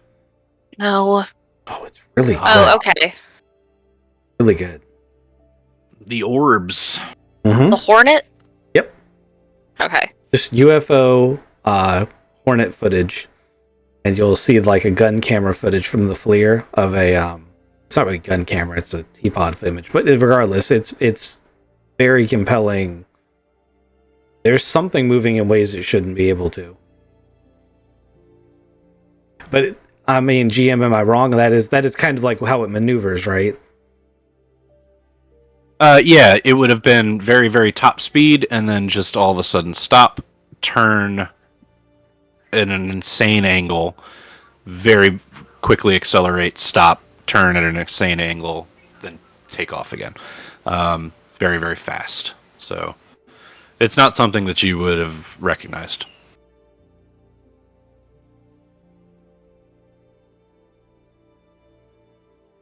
All right, so you guys look up into this tower, and about 60 feet up, and kind of braced or tangled in the struts of the tower is the small form of what looks to be a teenage girl. At 60 feet away from the ground, it's hard to really pinpoint exactly what's going on. And Dr. Santorini, this man here, will approach. He's been talking to the cherry picker guy for a while. He'll approach Gregson, and he says, Hannah, I'm going to go up with the Don here. He's got the harness and everything. He says he could hook me up so I don't fall out of the bucket. But it seems like really it's only 2 to the bucket. So I'll go up and I'll get the body and I'll bring it back down and we can take a look. And Gregson says, yeah, okay, Santorini, sure. Doctor, I haven't introduced you. These are the 3 newer FBI agents. And Santorini kind of turns. He looks exhausted. He's got these glasses on top of his head, and he's wearing very eclectic clothes. Like he's wearing a denim shirt with a brocade tie, and then the brown vest, and then a different brown corduroy jacket. It's all just very mismatched. This guy does not give a fuck about what he's wearing. But he turns and he looks at you. He kind of grimaces a little bit, and he says, great. I'm sure that you guys want to see the other bodies, too, at some point. So we can get that done at some point. But I got to get up there. We'll get this body down, do a little bit of an autopsy later today at my offices. So that's the plan right now. You guys have any questions? Not yet. Go get the body. be careful up there. That's pretty high. Yeah. Yeah, I'm not looking forward to it really. And he nervously goes and gets hooked up with Don, the electrical guy, and they go up in their cherry picker. And it takes a while for the cherry picker to extend all the way up 60 feet. You see Santorini kind of hands-off inspection first, and then he very delicately and carefully kind of like unwraps portions of this body from being tangled up in the tower. Gets everything lowered into the bucket, and then the bucket comes back down. Santorini excuses Don, who Don has had a very bad reaction while he's been up there. And they're very quick, like way quicker to get to the ground than to get up there. And Don kind of gets out of the cherry picker bucket and goes over to a bush and throws up. Santorini goes to his Ford Thunderbird and gets a opaque body bag, and then goes back to the bucket where he starts to work. Does anybody go over to the bucket with him? Yeah, I'll go to the bucket. So when you approach this body, it's a mangled, torn corpse. There doesn't seem to be a lot of blood remaining. She is also headless, and you haven't seen her head anywhere. Not that you have actively looked around, but her head is not a part of her body. So you can kind of see it close up, Kizik. There's a lot of damage to her back. Like, it looks like something has gone in and chopped out a section of her spine and pulled it out of her. So, like, you can see bits of bone within, like, a cavity that's on her where her spine used to be. Her front end is pretty mangled and bruised. It looks like Santorini will say most of this bruising here on her front was actually post-mortem. You can tell by this and this and this. He's giving you some doctory stuff.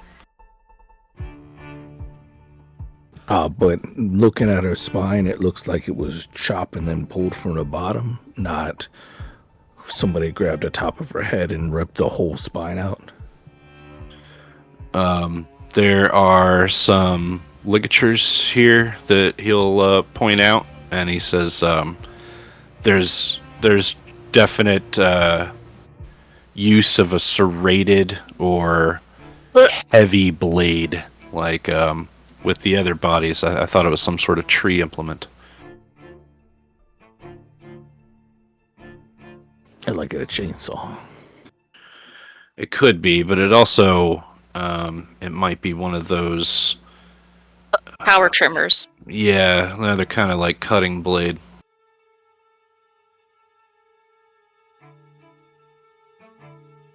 Oh, I keep my composure.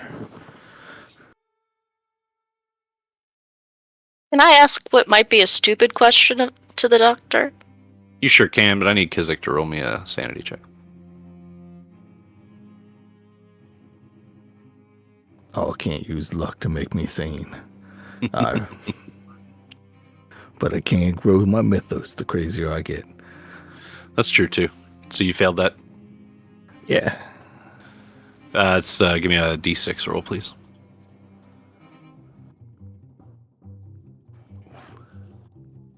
Three to the dome. Thank you, Kizik. You had a stupid question there, Stella?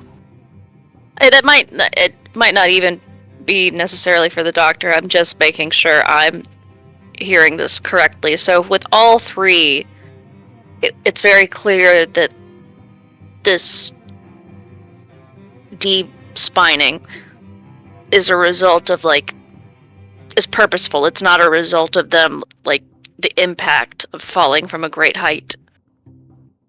Correct. Yes. Okay, just checking. Mine was removed at task. It was Intentionally is what I'm looking for. deliberately, yes, Yes. violently removed. Could the spine have been ripped out if the head were somehow caught in something? Like, could it have been ripped out that way, or was it actually cut? When you say that to the doctor will he'll say, I've seen a motorcycle wreck. The closest thing that I know of that kind of seems similar, where the motorcyclist didn't have a helmet on and was decapitated, going under a low. It was actually a wire coming off of a telephone, like a guide wire. It did not. There was enough force to decapitate, but there wasn't enough force to then drag the spine and break the ribs the way that this has. Whatever force is done here is beyond what the human is capable of. And he'll look at you with that last sentence. I definitely didn't think a human had done it. But what you're saying is that a high-speed impact from, say, let's use a motorcycle analogy. Someone drove a motorcycle at high speed into something and they hit their head. It could rip the spine out in this way. No, like what I'm saying is your vertebrae would get demolished and your head would decapitate before your spine went with it. To get the skull and spine together would require a precision that a guide wire in a motorcycle couldn't give you.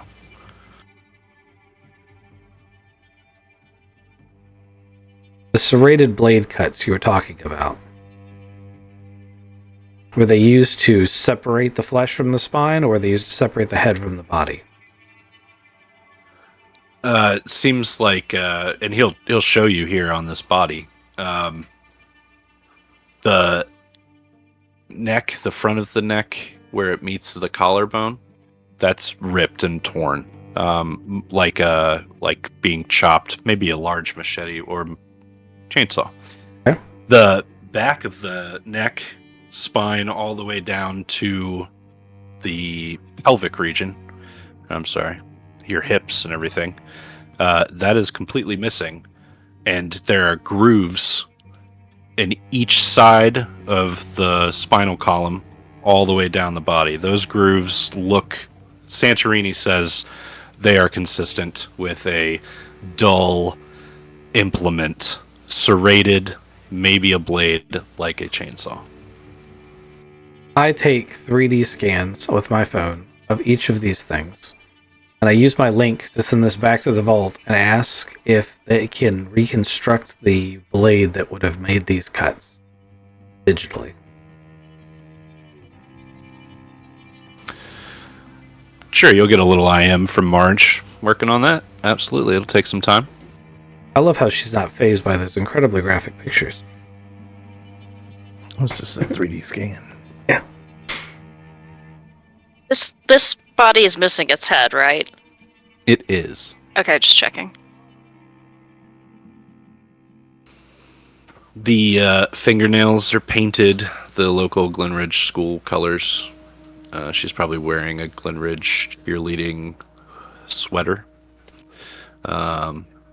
It's definitely a girl that was missing as of 3 o'clock this morning. Her name is Lauren. There was an alarm. So this is Hannah Gregson. She's coming up. She's like, an alarm was tripped at the Hatson home at 3 o'clock in the morning.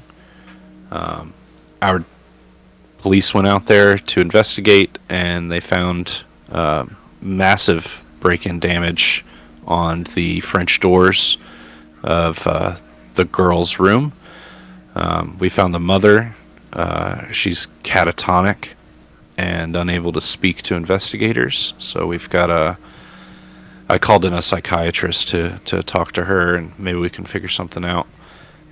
But if she doesn't get any better, we're going to have to send her upstate to Montauk. There's a psychiatric facility up there. And maybe we can get some information from her from there. Maybe we could talk to her. Yes, she's still at the house. If you guys would like to meet me there, Santorini, are you going to finish up here, and then I'm going to finish taping off the area, and then I can take the agents over to the Haddison home. And Santorini says, "Oh yeah, yep. I'll take care of this, and we'll get it all straightened out." You guys want to meet me at my offices later to look at the other bodies, or what do you agents want to do?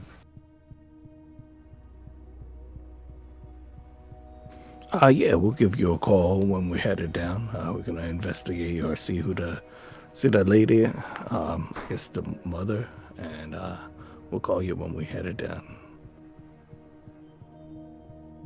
Sorry, I just want to make sure I get this name right. It's Harrogate. Lauren Harrogate. Mm-hmm. And this power tower she's found it's in her backyard? No, not at all. The Harrogate home is... I'm going to put another pen down.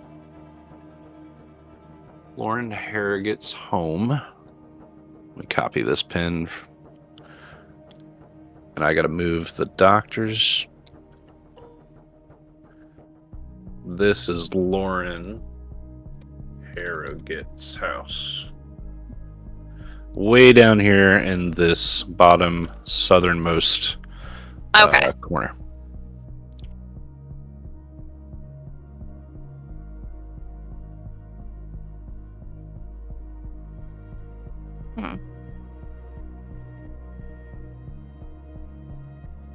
Well, there's my theory that they have to fly over the site.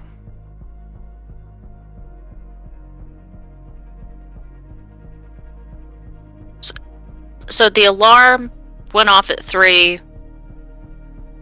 There's break-in evidence in her room, to her room. But we don't know, obviously, we don't know when she landed on the power tower. Correct. Okay. Yet. Do you want to give me a spot hit? Oh, sure. Well, are we there already? Well, you're still at the tower. Maybe you're getting in the car and you're driving away, but this alley's got a good question. And, Ooh. Hold on. With Yeah, an my 89. spot hidden's not that good. You can burn some luck. No, that's okay. Alrighty. Just remember, there might be cameras around. You guys head down State Highway 31 and then all the way the southernmost road to get to Lauren Harrogate's house, where there is already a Glenridge PD car and an ambulance parked in the road out front. This is a really nice house. It's backs up right to the water, and it's a cute little 2-story.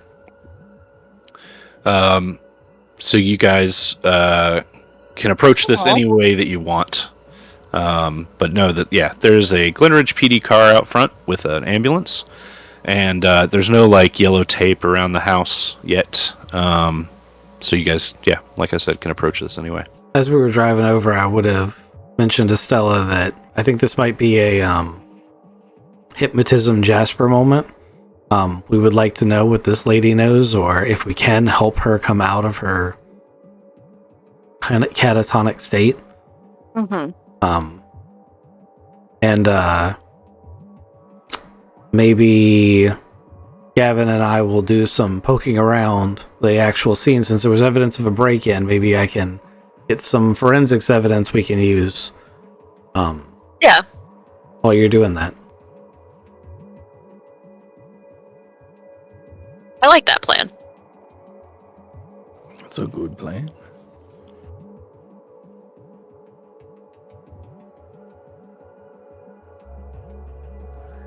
All right. So as you guys pull up, I guess is Stella going to the front door, and then the boys are going around the house to look, or what's happening?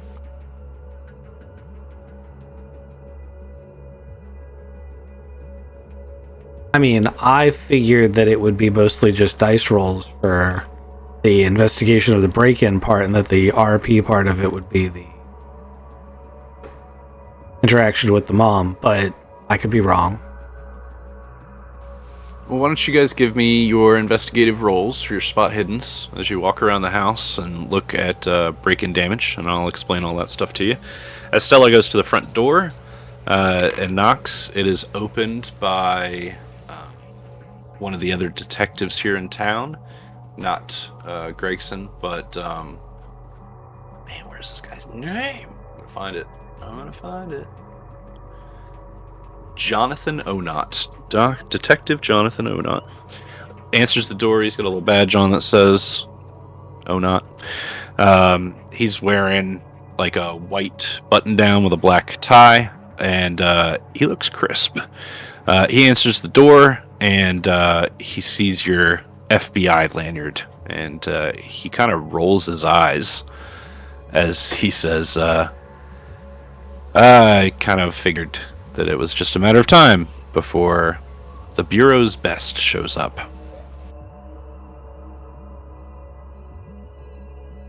Okay, well, you're a ray of sunshine. I would like to speak to Mrs. Harrogate. Yes, Harrogate. Yeah, I would too, he kind of says, rolling his eyes, but he opens the door further and steps away, allowing you to come into the house. He says, if I could talk to her, I would. Maybe you'll have a better time with it, but she doesn't seem like she's talking very much at all. He leads you into the kitchen where Lauren Harrogate's mother is sitting at a glass breakfast nook table. She looks completely disheveled. She's been crying all night. There is no food or drink in front of her, and her hands are trembling, just kind of like clasped together in front of her, and like almost a praying kind of formation for her hands, but she's not quite praying. She's just sitting there kind of staring off into the middle distance as you walk in.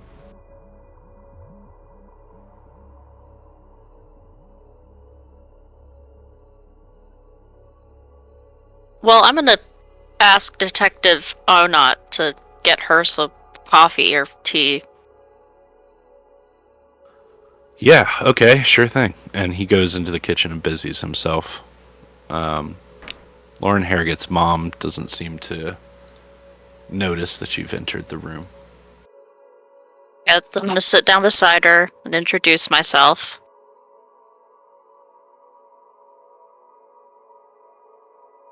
It doesn't seem like she responds to you at all. Maybe there's like a little micro twitch of recognition. But there isn't much else.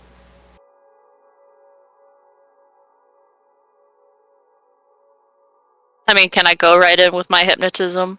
Yeah, you sure can. You can give me that roll. You got Jasper with you. He does like the spinny eye thing. While you're rolling that, let me get a watch. did the boys roll their investigator spot hidden? I did. I rolled a 6. Oh, that's fantastic. I'd like to roll track, see if I can find some footprints or some evidence of people leaving. Awesome. Got a 50 out of 72. Cool. All right. So, as you guys go around the back side of the house, this house is a 2-story house. Lauren's bedroom had one of those French doors that opened up on a balcony looking out at the fucking ocean. This girl had a fantastic view and a lovely fucking house. And sometimes you just look at people and you're like, how the fuck did you get so lucky? And why the hell didn't I get a view like this? But some people are jealous assholes. like me. So the French doors on This is a child that has been exploded. the French doors have been exploded. The ones leading up into her room have been just completely shattered in off the hinges. The land or area around the balcony doesn't have any footprints. There are no signs of ladders being used. There are absolutely no signs of a person sneaking around this house or climbing this balcony at all. Okay, so with my amazing 6 score, and I do things like have sprayed, what's it called, luminol, that makes hemoglobin and blood glow under blacklight, and can I use a blacklight to look for spatters of blood, hair, biological material, or even certain synthetic materials would glow under it? And do I see anything that... Are you going into the house to do this, or are you still in the backyard? I'm going. This is my walkthrough of the entire, like where the doors are blown in, the scene.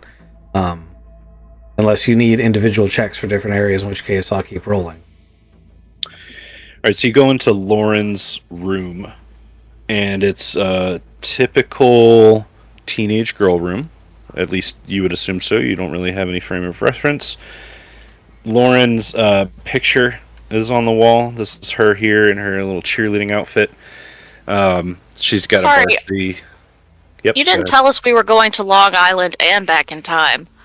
It is a little dated photo, isn't it? Look at all 3 of the victims' photos. Yeah, they're all like kind of 90s-ish and maybe late 80s. Not a complaint, just an observation. This is just how chat wanted to make pictures. Completely unrealistic pictures. They all still got their heads. Yeah, these don't look like the victims at all. Right? I smell a rat. So like I was saying, there's band pictures on the walls. Lauren's got a little pink laptop. And as you go around the room, you realize that like the doors have been blown off the hinges. And there is a gray, greasy smudge on the floor at the base of, like, between where the French doors are and the base of her bed. One greasy print. Smudge. Let me not say print. Smudge. You also find in the bedroom Lauren's phone. It's an iPhone. What kind of band posters does she have on her wall? It's like Chapel Roan and things like that. Oh. Aiden made Allie like her. So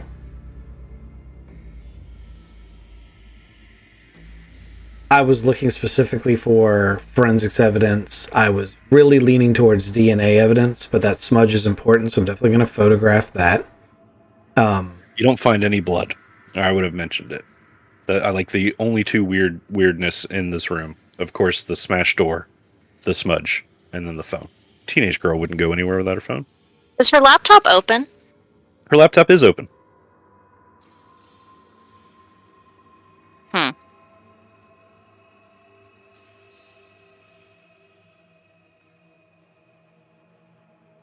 But your luminol doesn't find any blood. There's no, there's no signs of like death in this room. It is definitely signs of kidnapping.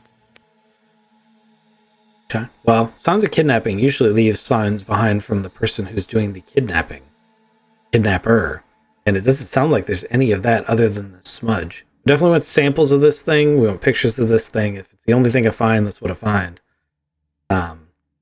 Very concerned, like what blows the door open like this? Like even from a supernatural element, I'm having a hard time thinking of what does this. A giant blowing slug.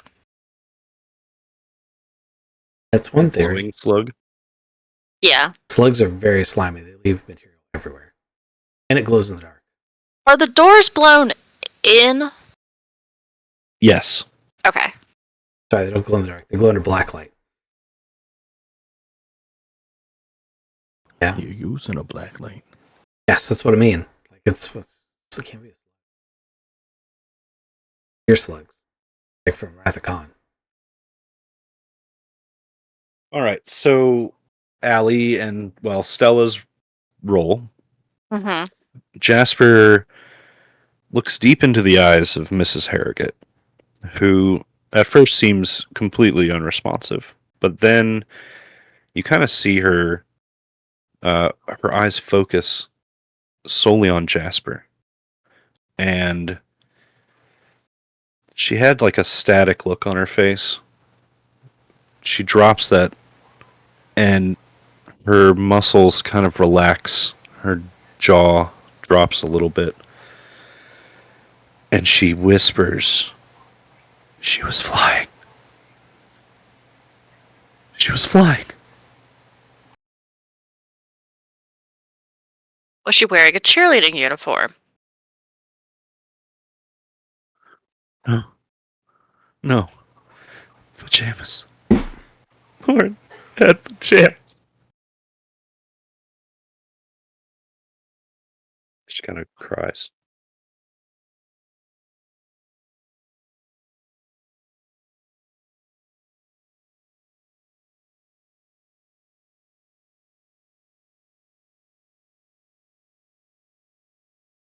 It took her. It took my baby. It took her. Okay, let's pretend I know all the questions to ask her and she's gonna tell me all the information I need to know, because... You can ask her what happened. She Yeah. she kind of says, the alarm went off. I ran out of my room.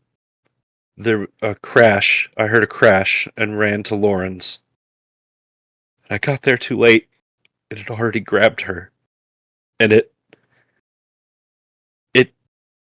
took off and flew into the darkness. And it had so many eyes.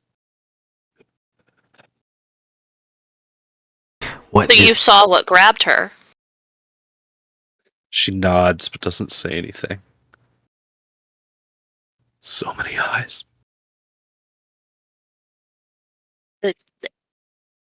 Do you remember anything else about what grabbed her? Smell. It smelled like ammonia. Yuck.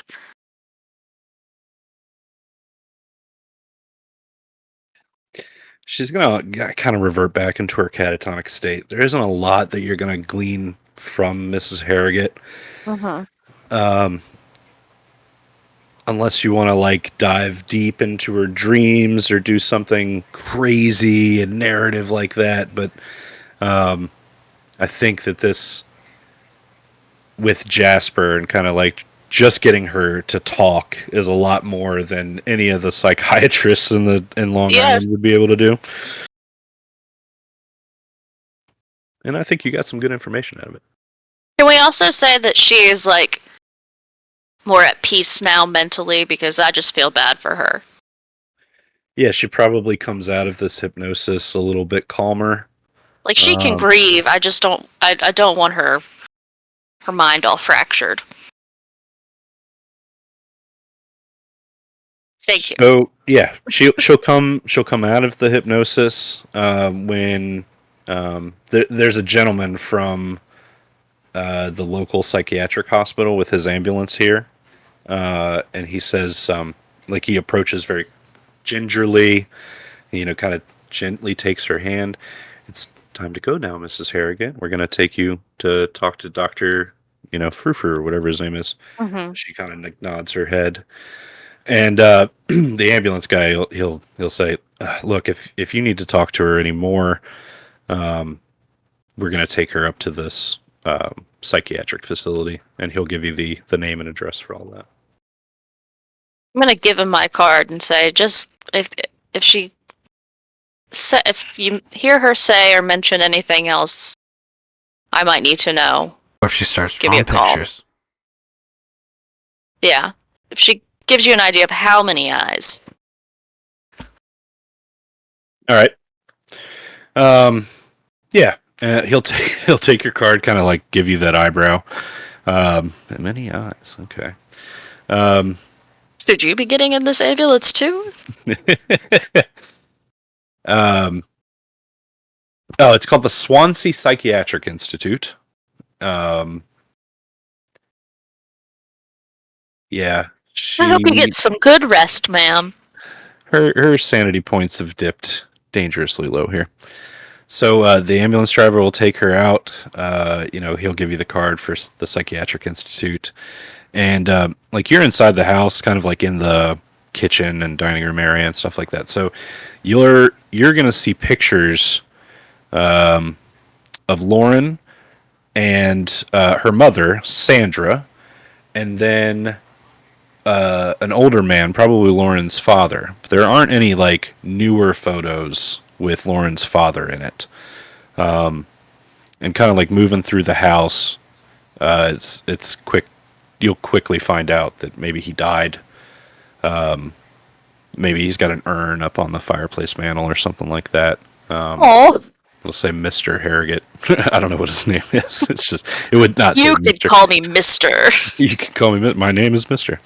But you'll also find like there's medicine bottles and things like that in the kitchen, and like a daily pill.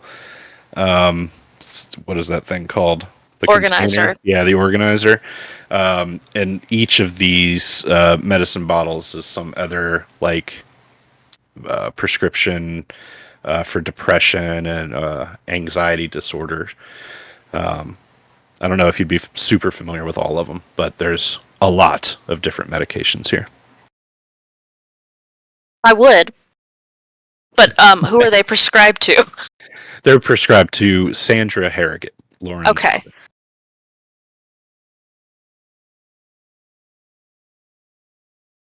I'm gonna send a quick voice note to Marge. While she's doing her 3D reconstructions, can I ask her to try and get a full background on all three of the victims? Yeah, Marge can do that. All right. Thanks, Marge. Love you. Bye. Anybody else want to do anything? I'd like to send that sample back for analysis as well. Maybe take it back to the ship and do the mobile lab thing. See if they can tell me anything about it.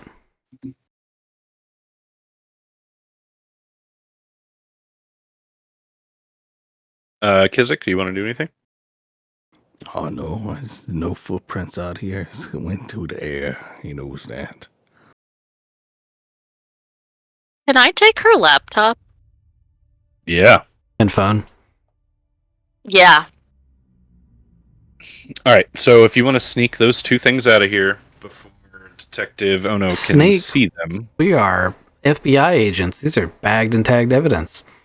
that's fine too. I just Yeah. want to know how you want to get them out. If you wanted to sneak them out or if you wanted to bag and tag them. Bag and tag. All right. So you do this. If I was an asshole, I'd make you roll the bureaucracy shit. But I don't think that's actually a thing in Pulp Cthulhu now. It is not. No. Nice. So that's not a thing. Delta Green is different. All right. So yeah, you can bag and tag all your evidence. You pull it out of the house. You have a phone and a laptop belonging to Lauren Harrogate.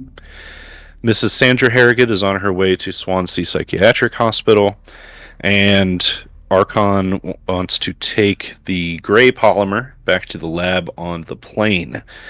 So all of that is definitely an option. Let's talk about what we want to do first. Do you want to go to the lab and test the compound? Or do you want to go to Santorini's, like take that trip and go to the medical examiner office to look at the other bodies? What is your priority? Group consensus. Or is it the phone and laptop? I think we can do the phone and laptop and the lab stuff at the same time, and I think that's probably our best bet. I don't know that the bodies are going to yield any additional results, but I'm open to doing the trip to the coroner's office if someone thinks that it will yield valuable info. I think maybe we take care of the sample first, by virtue of it's right. The plane's closer than the medical examiner's office. That too. Yeah, we start there. That's first priority, and then we can drive down because we gotta see the bodies just in case. We're supposed to give him a call before we head over there anyways, so. All right, so you head to the plane there at the Glenridge Yacht Club to check the organic compound in the lab. And it is going to take a little while, and this is probably the last thing we're going to do tonight. I'll give you the information for the gray substance. Let's see here. This is a complex organic polymer. Not alive, but it is composed of chains of organic molecules, layered and interwoven. You look under a microscope and you examine this mesh that reveals the surrounding openings, like in the screen of polymer chains. Those are actually accretions of small bits of debris, much like sweat secretions. And it's surrounding like the pores on like if you would say this is like a microscopic sample of skin. The debris in this chain is fluorine with traces of chlorine and ammonia. So identical to the gray matter under the fingernails. It is. Yeah. Those were exact quotes. So it's the same stuff. That's not super helpful. What I wanted to do is send it back to the vault to see if they can figure out what it is. You absolutely can. And like I said, that'll take some time, and it'll come back. Marge will come back with this bombshell. She's seen something like this before. Dun dun dun.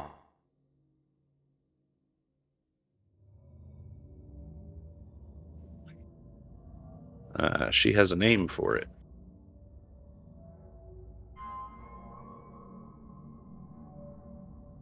I'm trying to find the name.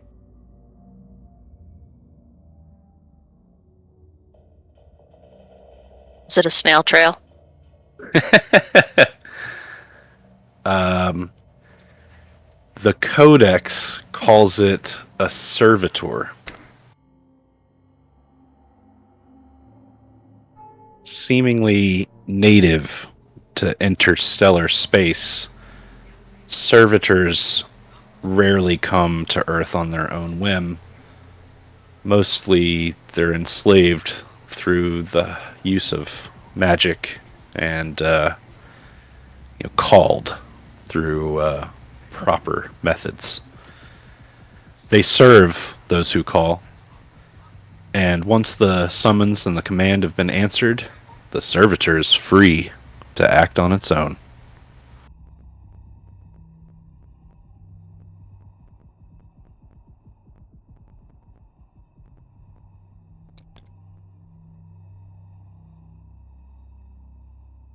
Oh, that don't sound very good. No, it doesn't.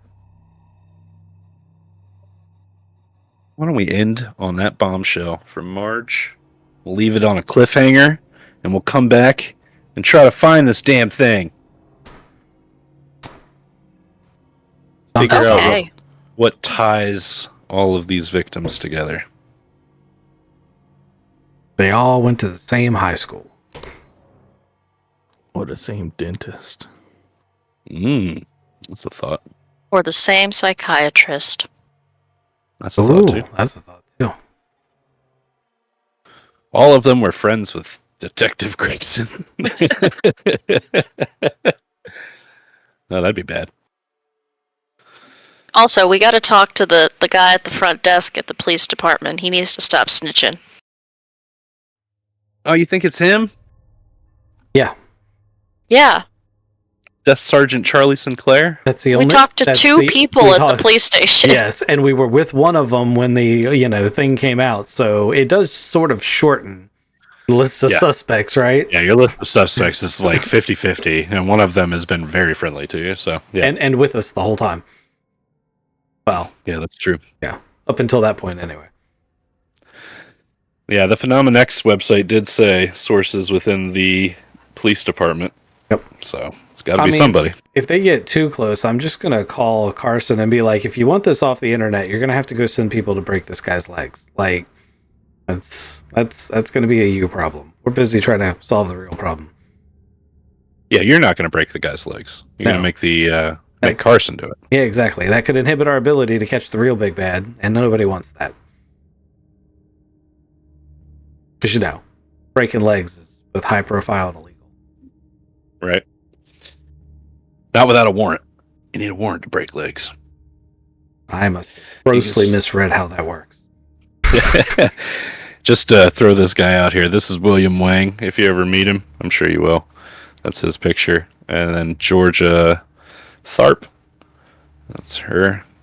They're definitely hanging around the town. I didn't You need to have see seen their their van. faces. Now I don't feel bad when their legs get broke. I don't want to feel bad about their legs getting broke. They would need to be nameless, faceless paparazzi These are real people, damn it. with They have broken legs. names. With broken legs. He's got a broken thumb already. I noticed that too. That or is like born with a distension problem. Her forearms are massive. Right? I like her tattoos. And she's got a bunch of stuff going on in the background. Yeah, she's a little intimidating. Like, she's got really soft face, but, the rest of her is like, yeah, I'll cut you. You're not the only hacker in the neighborhood, Stella.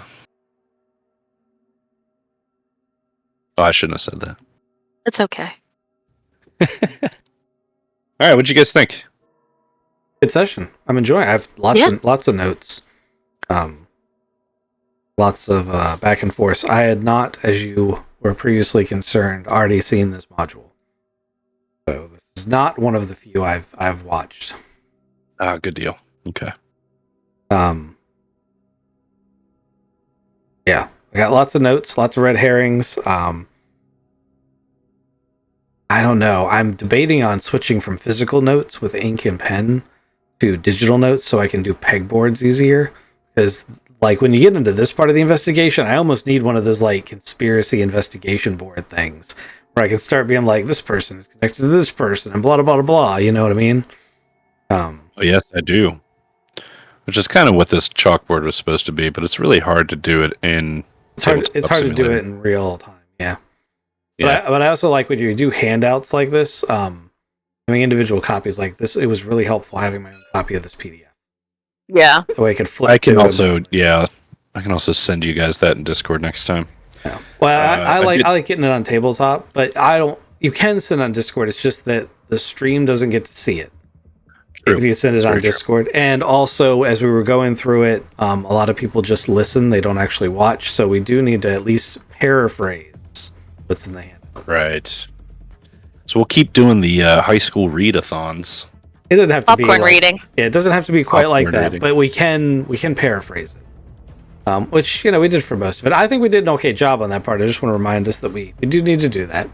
But I thought this was a good setting and a good fit, and I definitely feel like I got red herringed a couple of times, which is good. I like that. You may or may have not. Well, we're gonna find out next time. You will. Stay tuned, true believers, and remember, the truth fears no audit. On that note, I'll catch you guys next time. Thank you.